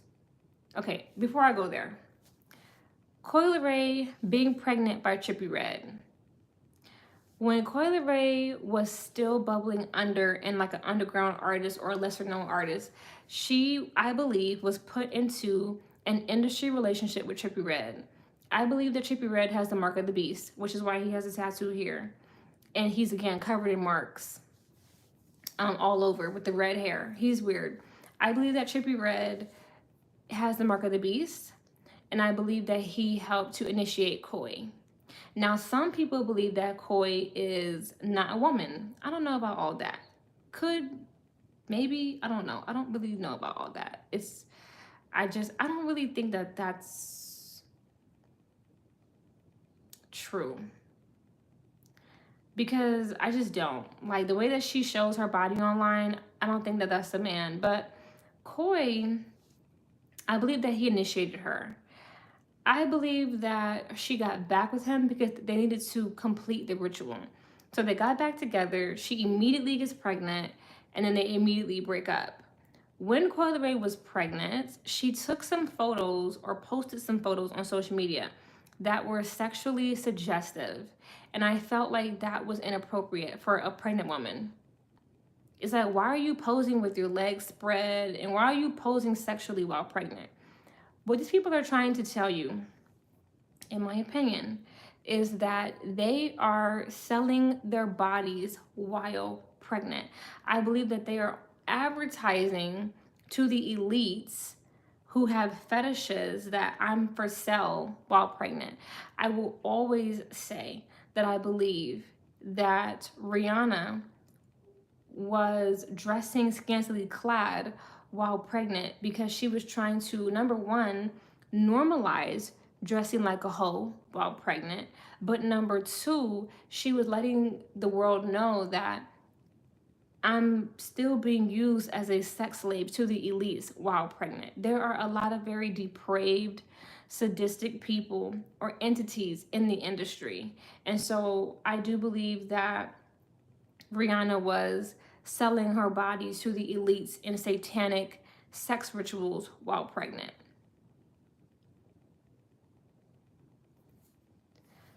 And Coi Leray, I believe, is doing the same. Coi Leray has been posting videos and photos online non-stop.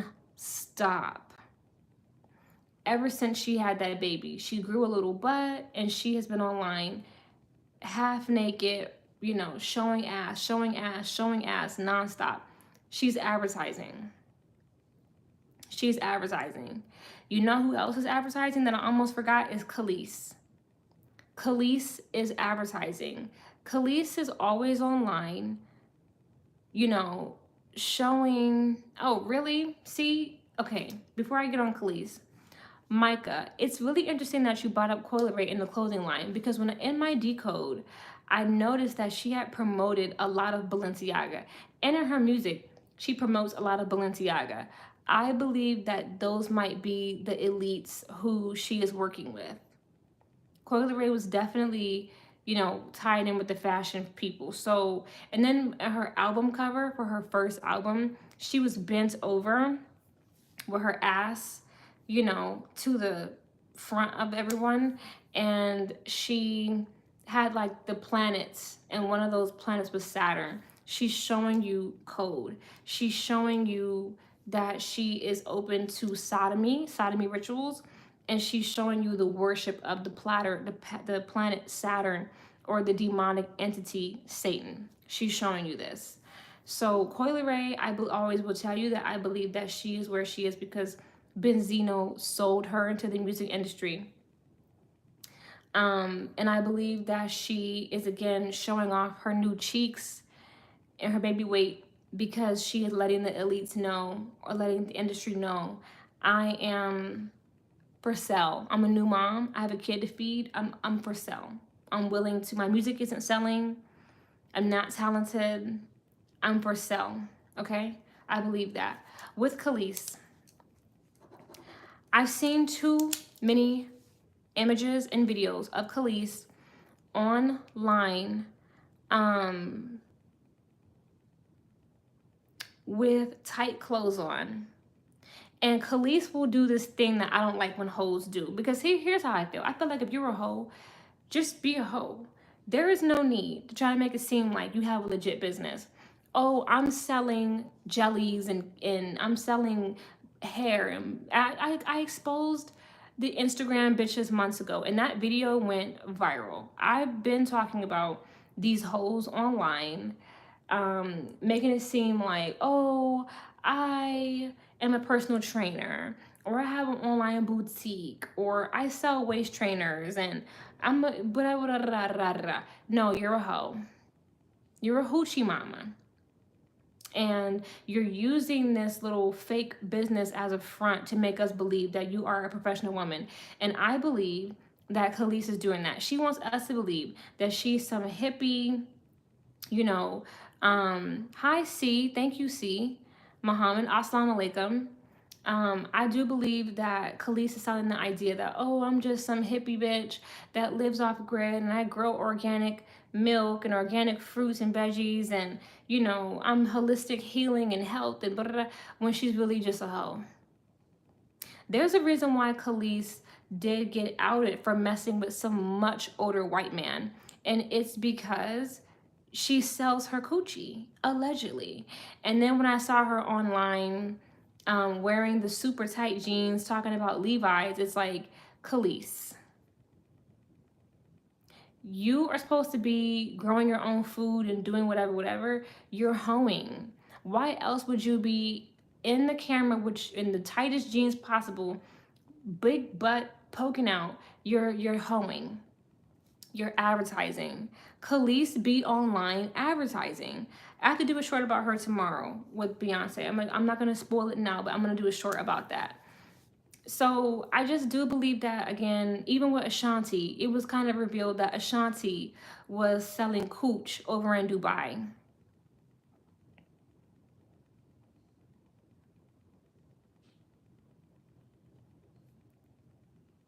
Well, you know what, Dennis? I don't know. I can't feed into any of that new age belief. When you say that Saturn is the seventh step right before heaven, that's why SZA has the song talking about life's better in Saturn. To her, to somebody who has taken the oath. I don't feed into any of that. I'm completely divested from planets. I just am. I don't know if I believe that Saturn, and I don't believe any of that. That doesn't even make any sense to me, to be very honest with you. It sounds like elite occult manipulation. It sounds like bullshit. I don't believe it. And that's no shade to you. You have to understand lies and propaganda and manipulation when you hear it. That, to me, none of that makes any sense. Khalees looks good, but Khalees be selling her ass, in my opinion. Okay, let's talk about Cardi B. Y'all are such men up in here talking about Khalees's butt.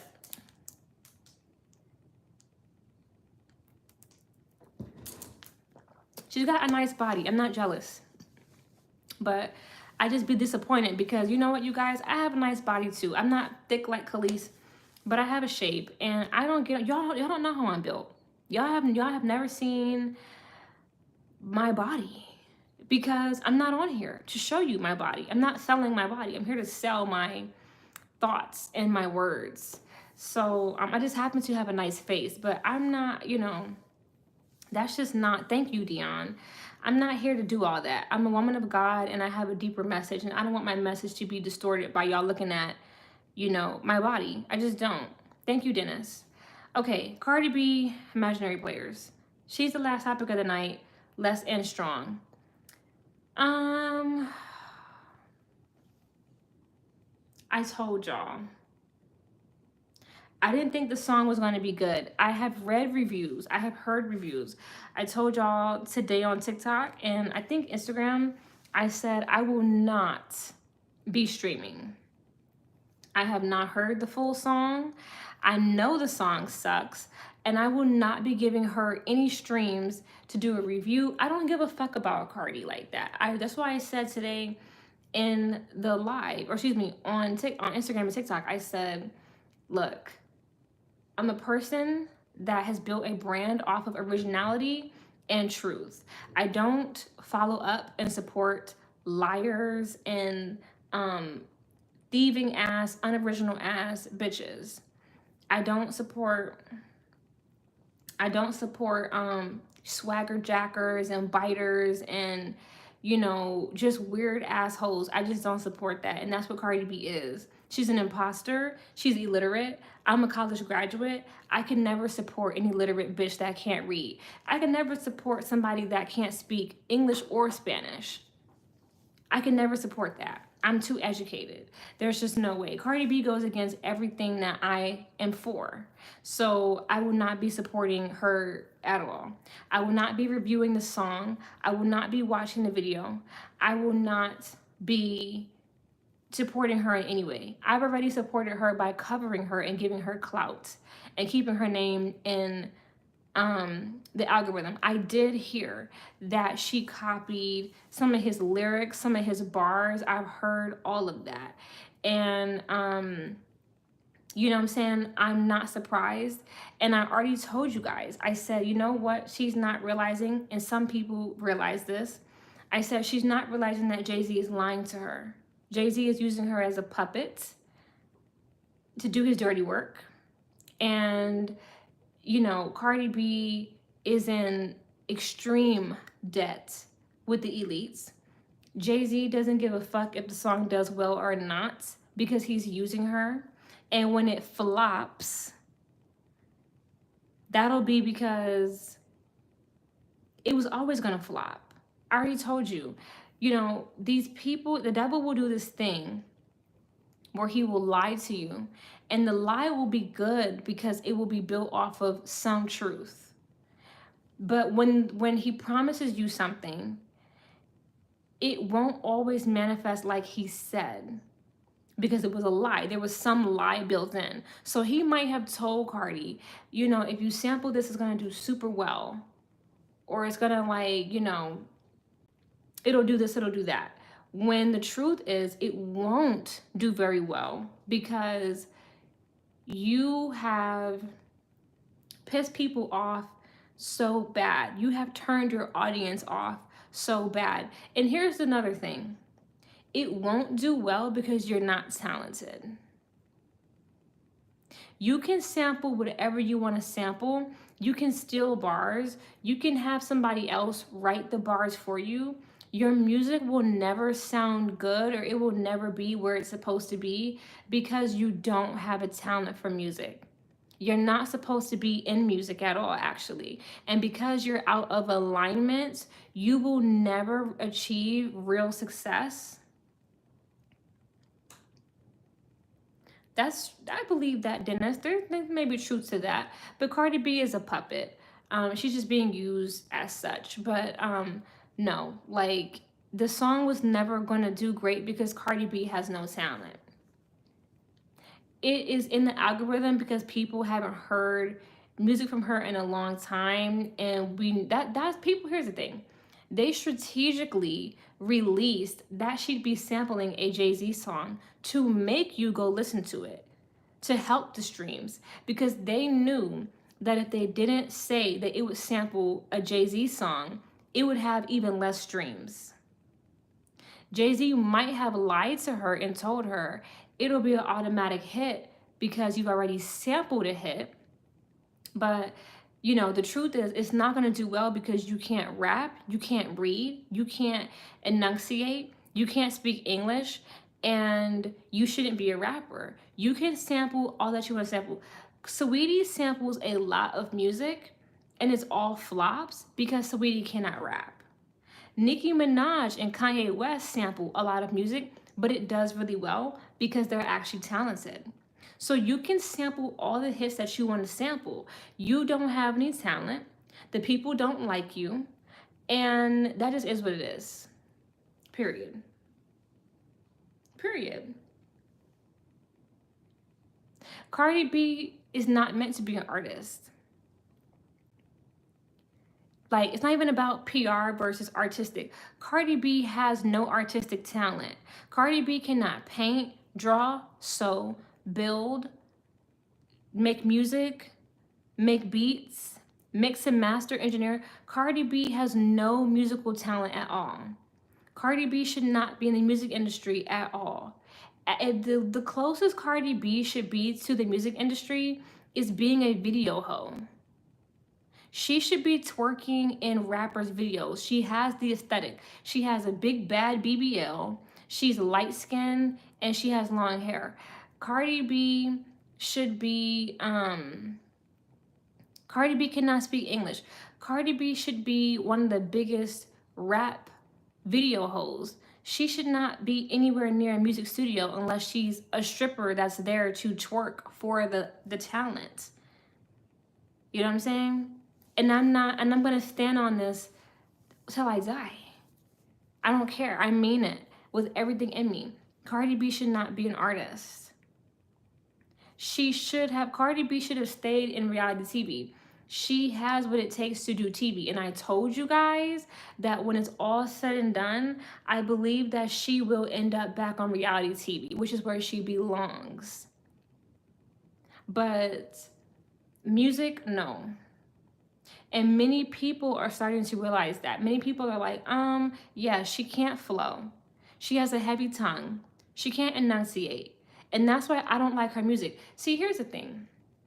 This is not even about me liking Nicki. This is just like, you don't sound good. You have a heavy tongue. You know, like this thick lisp or like this thick, again, heavy tongue sound. And it's very grating to listen to. That's true. She could have been the next. You're right. You're dead ass. And her time is coming, I'm sure. Because reality TV is, again, part of the mind control Hollywood complex, you know? So, please, only God knows what the future holds. But, yes, the way that she raps, again, she cannot speak English. She cannot enunciate. Her music all has, like, that heavy tongue sound. And that's what makes, again, her not enjoyable to listen to. Cardi B's best song is Bodak Yellow, which is why it did so well. But outside of that, nothing else is that good. What else did I want to say? And I don't like her rap voice. This deep. I don't like her rap voice. I said the same thing about Mona Leo. People say Mona Leo can rap. I don't like Mona Leo because her voice is not meant for rap. Flo Milli, her voice is not meant for rap. Cupcake, her voice is not meant for rap. Coi Leray can't rap. She has a voice for it, but she can't really rap. Saweetie, another one, thick, heavy, deep voice, can't rap. That's why I said I want them all to go back to school, or if they have a degree, I want them to use it and go get a job or start a business. Cash Doll doesn't sound good rapping, shouldn't rap. A lot of these girls don't have the voice for rap. Erica Banks, y'all say that she can rap. I just don't like her. I don't like it. It's not good. There's something that is just wrong. So I'm going to die on this hill, you guys. But a lot of them need to go get an education or go, just do something more productive with themselves. Rap isn't for a lot of these girls. I do believe Megan is a good rapper. I just believe she's a lying ass slut and a drunk hoe. And as far as who has only one flow and one working foot, and as far as Lotto, I think Lotto can rap decently well, but I think Lotto fakes her personality too much. I don't like the act, and that's why I don't fuck with her. And she's a fucking weirdo. That situation with Nicki Minaj was very weird. And that was the beginning of her end. Because that was just some weird ass shit that I can't co-sign. So with Cardi B, allegedly there's an album coming next month. I don't know how it'll do. I do believe she might have a Beyonce feature. Right, Dennis. That's true. She does have she does have clever lines, but she's just such a fake ass bitch, and she's a white passing woman, and I want her to go be white. In a world that worships white demons, if you have the privilege of being white, you should go use your white privilege, because being black is tedious. It's a gift, but it's tedious. The fact that Lotto chooses to identify as black when she is white passing is interesting. But what's even worse is that she, again, has the black scent and the BBL, and it's not a good look. It's just not. So will her album do well? I don't know. I don't think it will at this point. I think this was a good way to test if it will do well. I think that a lot of people are turned off by this song, and so many people are not interested in any more music from her. I believe that she waited too long to release a second project, and that's because I believe that her label is exhausted with pumping money into her.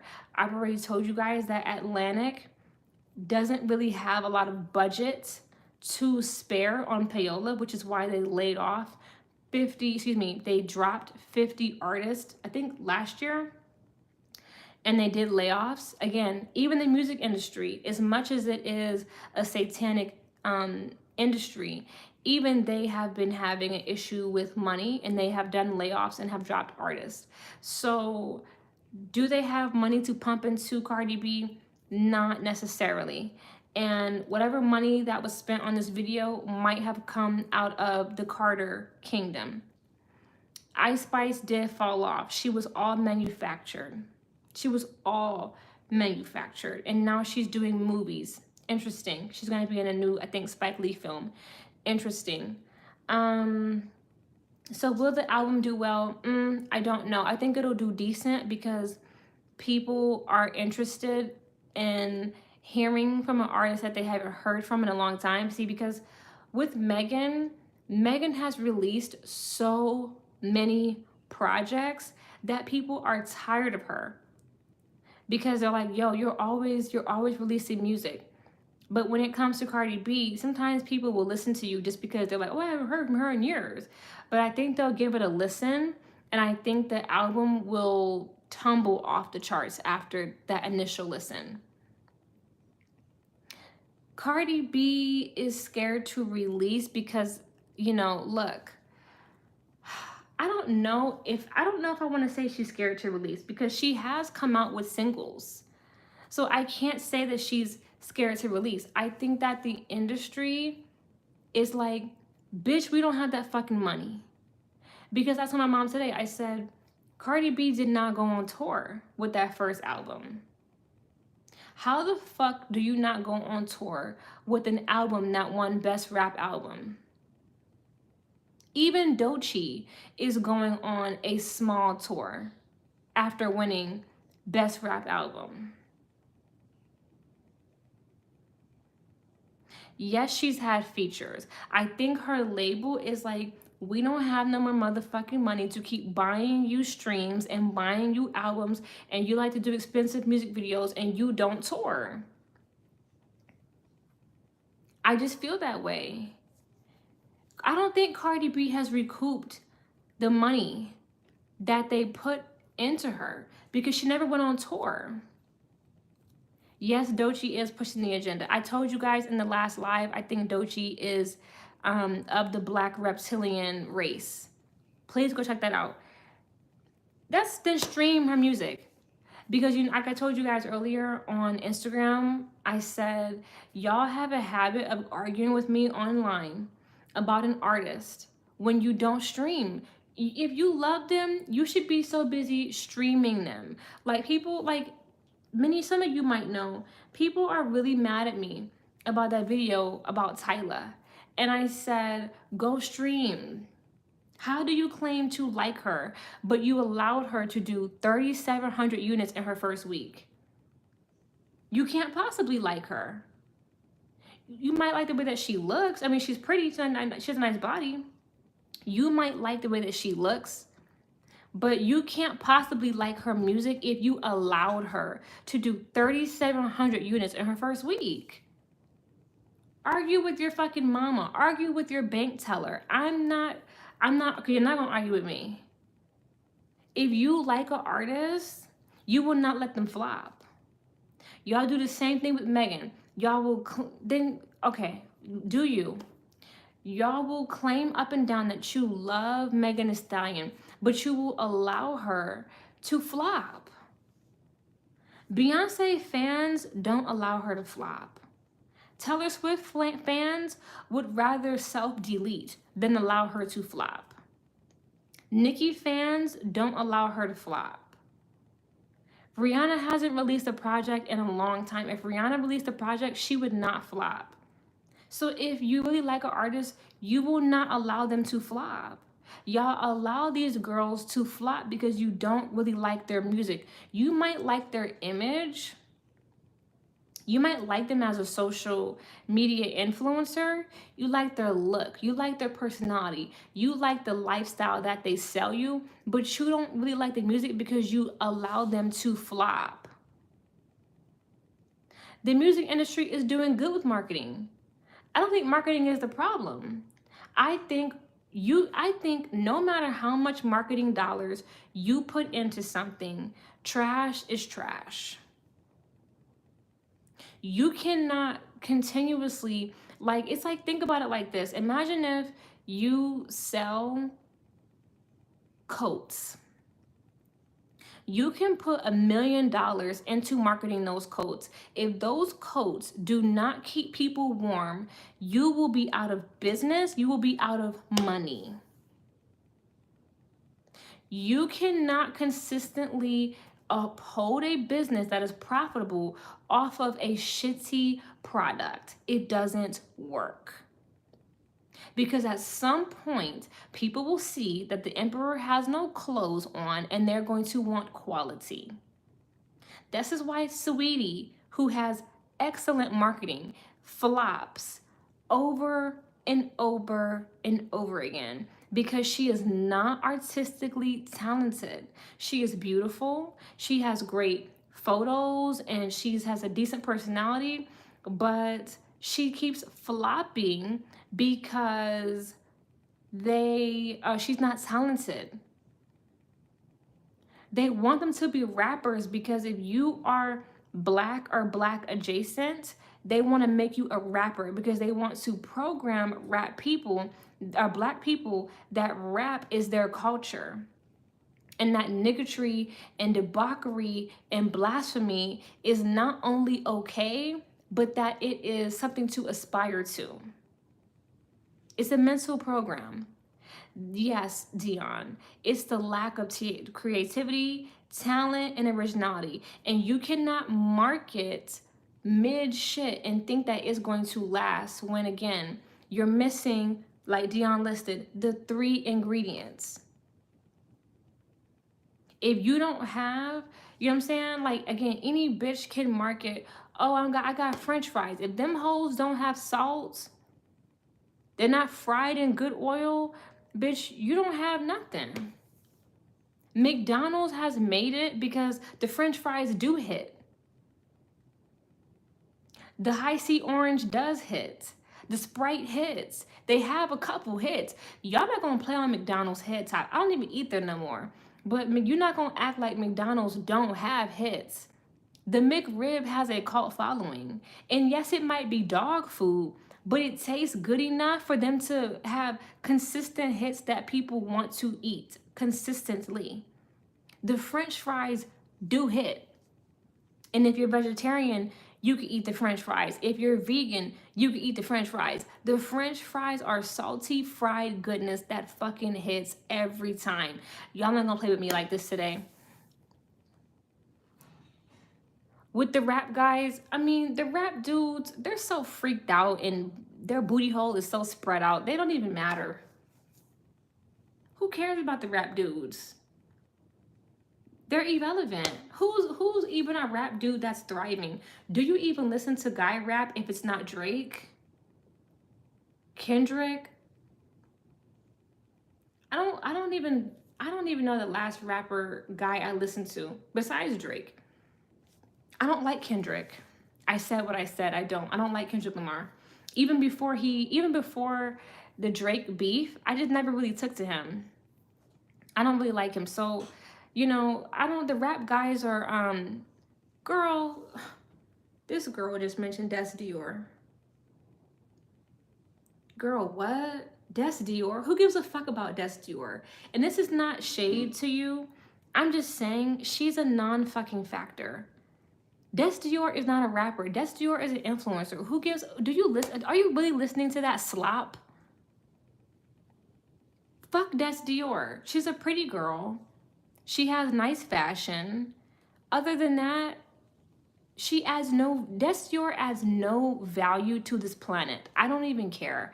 I'm gonna say it. Des Dior is just a pretty face with nice fashion. She adds nothing of value. Hi, where are you down south? I'm in Texas. She adds nothing of value. She talks about nothing of substance. She has nothing wise to say. Dior is she's just another influencer that she just is such a waste. She's such a hollow waste. Right, fucking Des Dior. You should have mentioned Flo Milli. You better not mentioning Saweetie.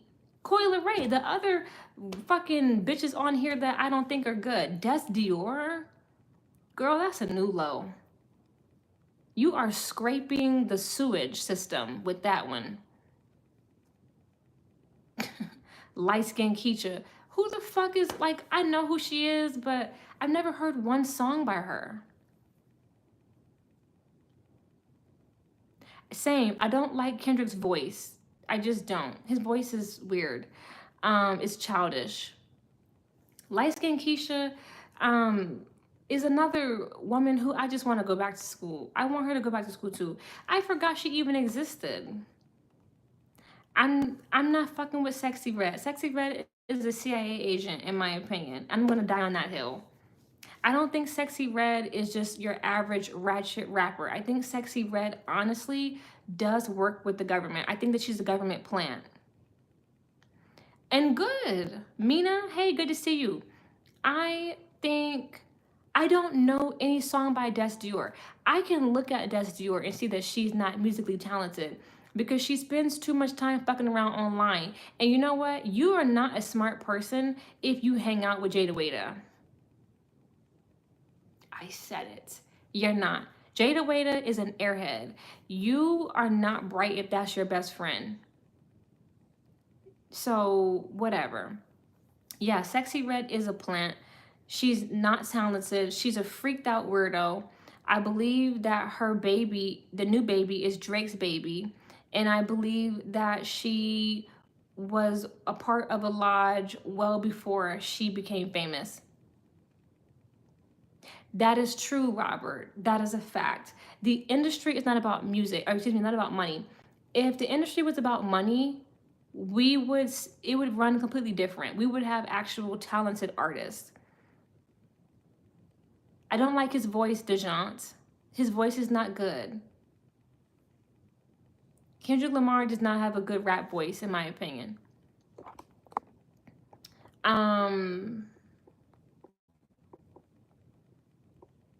Light-skinned Keisha should be an influencer because she is not made for rap. Some of these people, you can look at them and be like, who the fuck are you?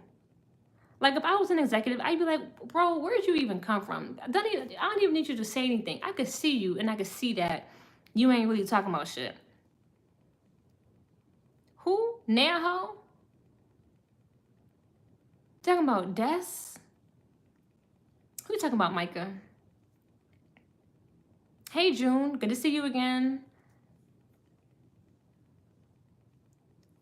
This is a long live, so the replay is going to hit.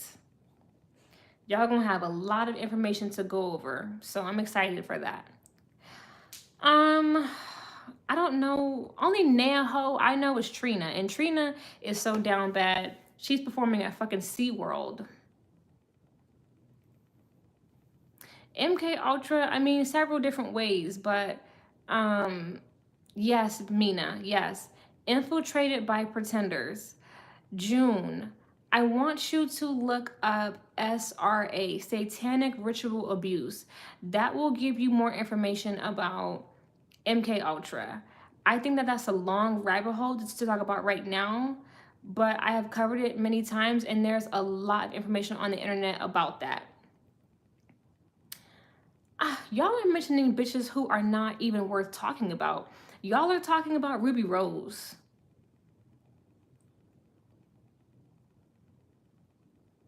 Oh my gosh. These bitches are so unoriginal. She sampled Trina.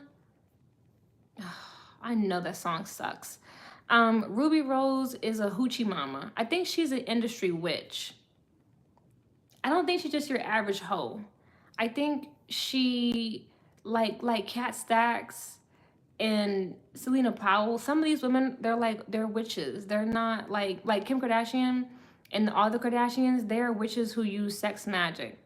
Yes, June. They use trigger words to snap you into different identities. Satanic ritual abuse, June. Please look it up. I've been on here for almost 2 hours. Over 2 hours? Almost 2 hours. No, over 2 hours. That rabbit hole goes so deep, and a lot of that stuff is just that's a lot. I think that you should look up satanic ritual abuse, and that will tell you a lot more about MK Ultra programming. Ruby Rose just dropped. Fuck Ruby Rose. She's pretty but nasty. Her energy is repulsive. I don't like sluts. Like Megan Thee Stallion, Ruby Rose. Like, if your image is too sexual, that's a turn off for me. Because it's like, why are you acting like a dog in heat? What the fuck is wrong with you? That's off-putting. And I know Ruby can't rap. She's not meant to be rapping. Ruby Rose is another one. She's a hoochie. She should not be rapping. She's a sorry ass excuse. I don't know who you're talking about. Coolio, Jimmy, you talking about people you listen to? I don't listen to none of them niggas. Yes. Ruby Rose is pretty, but she's just so gross. She's always half naked. She's always propped with her legs open and shit. It's just like, get the fuck out of here. Of course she does rituals. You're not going to make it to the next level unless you do. Hi, Kaylee. Oh my God. Well, I'm sorry that you can't imagine that, but I put nothing past anybody. These people will do things that would make you purge in your lap. Yeah. Oh, yes. I did see that movie, Maina. Yes. I did see Josie and the Pussycat Dolls. That was a great film. And it really exposed some shit. Okay.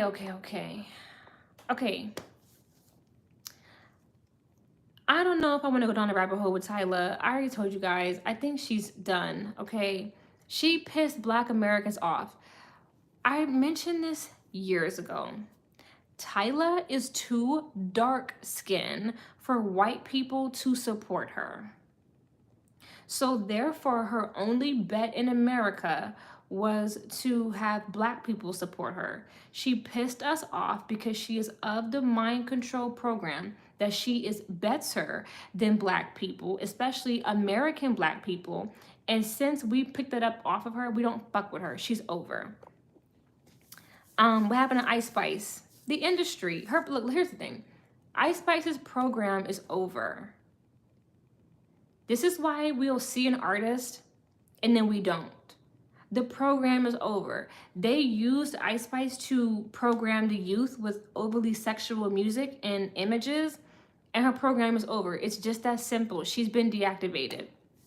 Michelle, I don't know. You may have said something that rubbed me the wrong way.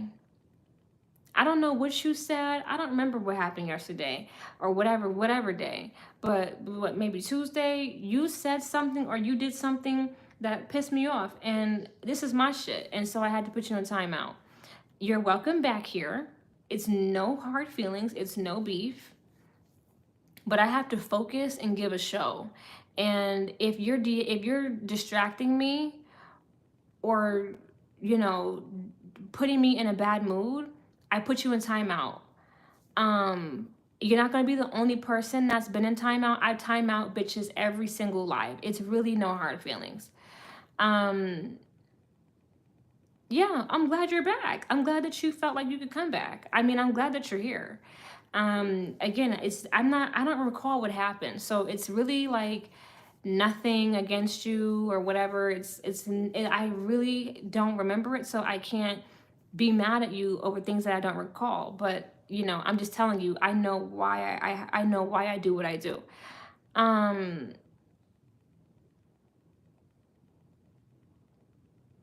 but thank you for apologizing. Um, okay, June. The song Wata was about water spirits. The song was also about a female orgasm. When she's saying, make me water, make me sweat, she's talking about female orgasm. And with her and all of the water symbolism, she's showing demonic allegiance to water spirits. You have to pick up on the coding. Okay, June, I know last time I saw you here, I gave you some suggestions of movies to watch. I don't know if you watched any of them. If you don't have that kind of time or you're not interested in watching those movies, I think you should go on my website, popcultureconspiracy.com, and look up some decodes. You can also watch some of the long form videos that I have on here where I explain said decodes. I don't know how new you are to. Okay, how'd you like the movie? I don't know how new you are to this community of like truth or conspiracy. You do come off a bit new. I would recommend you keep studying because I did not get to where I am today overnight. It took me years of studying and just paying attention. How'd you like Swan Song? Okay, Micah mentioned Flo Milli. I wanted to get on her, and then you guys, it's 10:30. The queen has got to sleep. Okay, good. Because you were asking me about cloning, and I wanted you to go get some more information on that. Okay, thank you, Dennis. Okay, with Flo Milli, because Micah mentioned Flo Milli. I saw Flo Milli on my timeline today, and Micah, it was meant for you to say that because I literally thought the same thing. I said, okay, she's showing off her baby, and I saw her dressed in something scantily clad, and I was like, okay, the moment we have a baby, we're showing ass. Interesting. Interesting. Have a baby, show ass. And didn't Coi Leray put new music out? Look. The industry is built off of selling cooch and bus.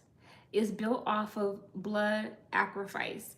It's built off of moving people in powder and organs from place to place. And these people keep vindicating what I'm saying. They have these babies, them and the baby daddy break up, they release new music, they show even more skin. I'm not making this shit up. I'm just calling out what I see.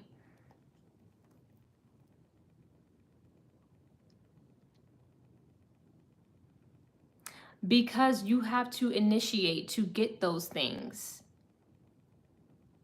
And it's based off of how much you're willing to give. You need to give blood. You need to give your booty hole. Not every artist wants to give what it's going to take to have a packed out show. You have to give. If you want the machine to work for you, hi, welcome in. If you want the perks of the industry, you have to give to receive said perks. So, let's just pay attention. Coi Leray and Flo Milli, let's see what happens. But I see the trend of them having babies, and now they're online dressed like streetwalkers, even more so. And Coi Leray has always, well, once she went mainstream, they started, making her wear less clothes. Before she went mainstream, she looked like a lesbian. It's that, you know what I'm saying? It's that contract. Who, Flo Milli has a song coming out, or Coi Leray?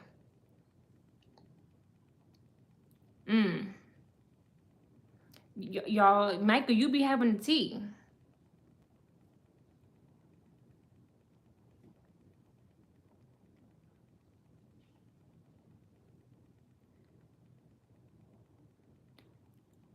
June, I'm not understanding what you're talking about. Right. It's very hard because I can't name anybody that is not talking about sex. Everybody's talking, everybody, even Nicki, everybody's talking Beyonce, everybody's talking Sabrina Carpenter, everybody's talking about throwing ass. Micah, I'm waiting on you, bro. I'm trying to go to sleep. Because you said somebody's initiating an artist.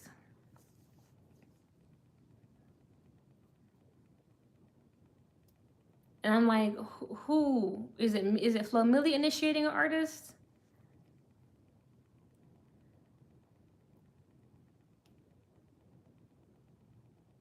I'm waiting on Micah, y'all. Callie? Yeah, Callie had a baby. And, but she's irrelevant. I don't like her energy. She's freaked out. Then it's not a sacrifice, June. June, where are you from? That clearly is not a sacrifice. If somebody's mom dies of a natural cause, it's not a sacrifice at all. Life happens. Nothing in life is promised but death. Case closed. Thank you, Micah. Damn, I'm trying to go to bed. Okay, Guten Tag.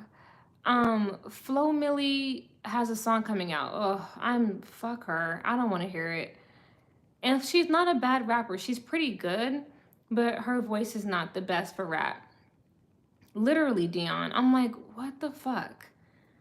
I'm like, what? And like, it happens every live. Like, just a shit ton of very elementary level questions. And like, I'm trying to be nice, but it's just like, bro, like, what are we doing here? This shit is kind of tiring to answer. You know, like, what's 2 plus 2? It's like, fuck, bro.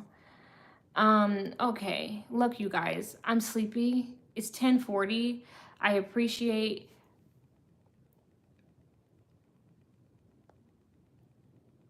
I had to just handle that. You guys, you can't come back to my lives. I don't want you back in my lives because I think you do what you do on purpose. I think you purposely ask stupid questions to try to distract me, and I don't want you here anymore. Flo Milli was this. I don't even know who Coop is. Who the fuck is that? Okay. How am I gonna wrap this up? You guys, I appreciate. Yeah, they're out of here. They're out because I'm not having it tonight. I'm tired and my patience is over for the dumb shit. Every fucking live, they're asking dumbass questions. Every single live. It's like, oh, tell me about this. Tell me. It's like, shut the fuck up and go Google that shit. I go live twice a week. You have 5 days out of the week to go fucking Google these questions and go look it up on YouTube and go do what you need to do. You wait till you get up in this live to start asking me the dumbest shit about the most basic things that you could have Googled before you got here. I have hundreds of videos up. And here you go. That's why I'm like, you know what? I know when somebody is purposely, you know what I'm saying? They got kids that do that in class. Hi from South Africa. They got kids that do that in class. They will purposely ask dumbass questions to slow the teacher down. And it's like, I don't like when people do that. Don't play dumb. This is a long ass live, but we're here. And thank you, Micah. I appreciate you for being here. Everybody that's been here, I thank you, everybody that came through. That being said, the fuckery is out of my live. I have new moderators. Shout out to Freshman Podcast. Micah, I should have been sorry. Micah, you become a moderator too. I really appreciate you being here and being a loyal follower. Sorry that I had to kind of, get out of character for a second, but that shit has been very frustrating. And I've been really trying to be patient and trying to be nice, but you know what I'm saying? They've been really trying it.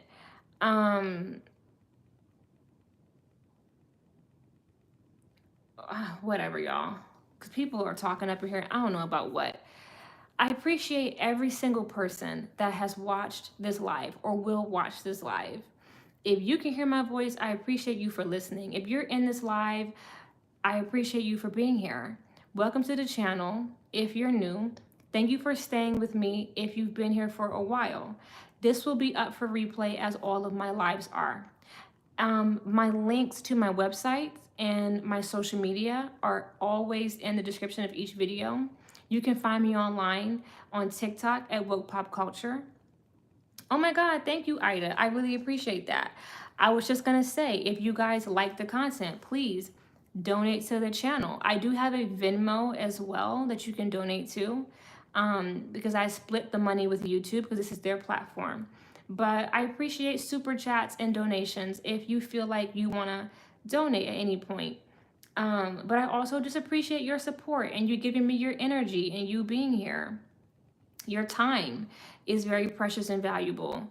I'm wishing you guys a great evening. I cannot wait to come back tomorrow with some shorts and then come back next Tuesday with a live. Here we go with my phone. But my phone's on low battery. But I love doing these lives. We have a good time every time. We always have bots, but I have more moderators in here to help out with the bots. Thank y'all for your patience. Again, you know where to find me online. If you want to donate, please donate. I have old videos that you can always watch. You know what it is, you guys. I be working. Y'all have a great evening. I'm going to go to sleep. And I'll be back tomorrow again to give you more content. I'm excited. Y'all know I've been able to work a lot more lately just because I'm not working a job right now. And that's a blessing. God has been very good to me. And has really put me in a position to where I can just kind of rest, and that's a huge blessing. So shout out to God for that. That being said, you guys, please stay safe. You know, the world is crazy. Be safe out there. I warned you all about the fall months and the winter months, so please stay extra vigilant and extra careful about where you go and who you hang out with. And you know, I'm excited to see you guys tomorrow, and I'm excited to see y'all on live. Bye.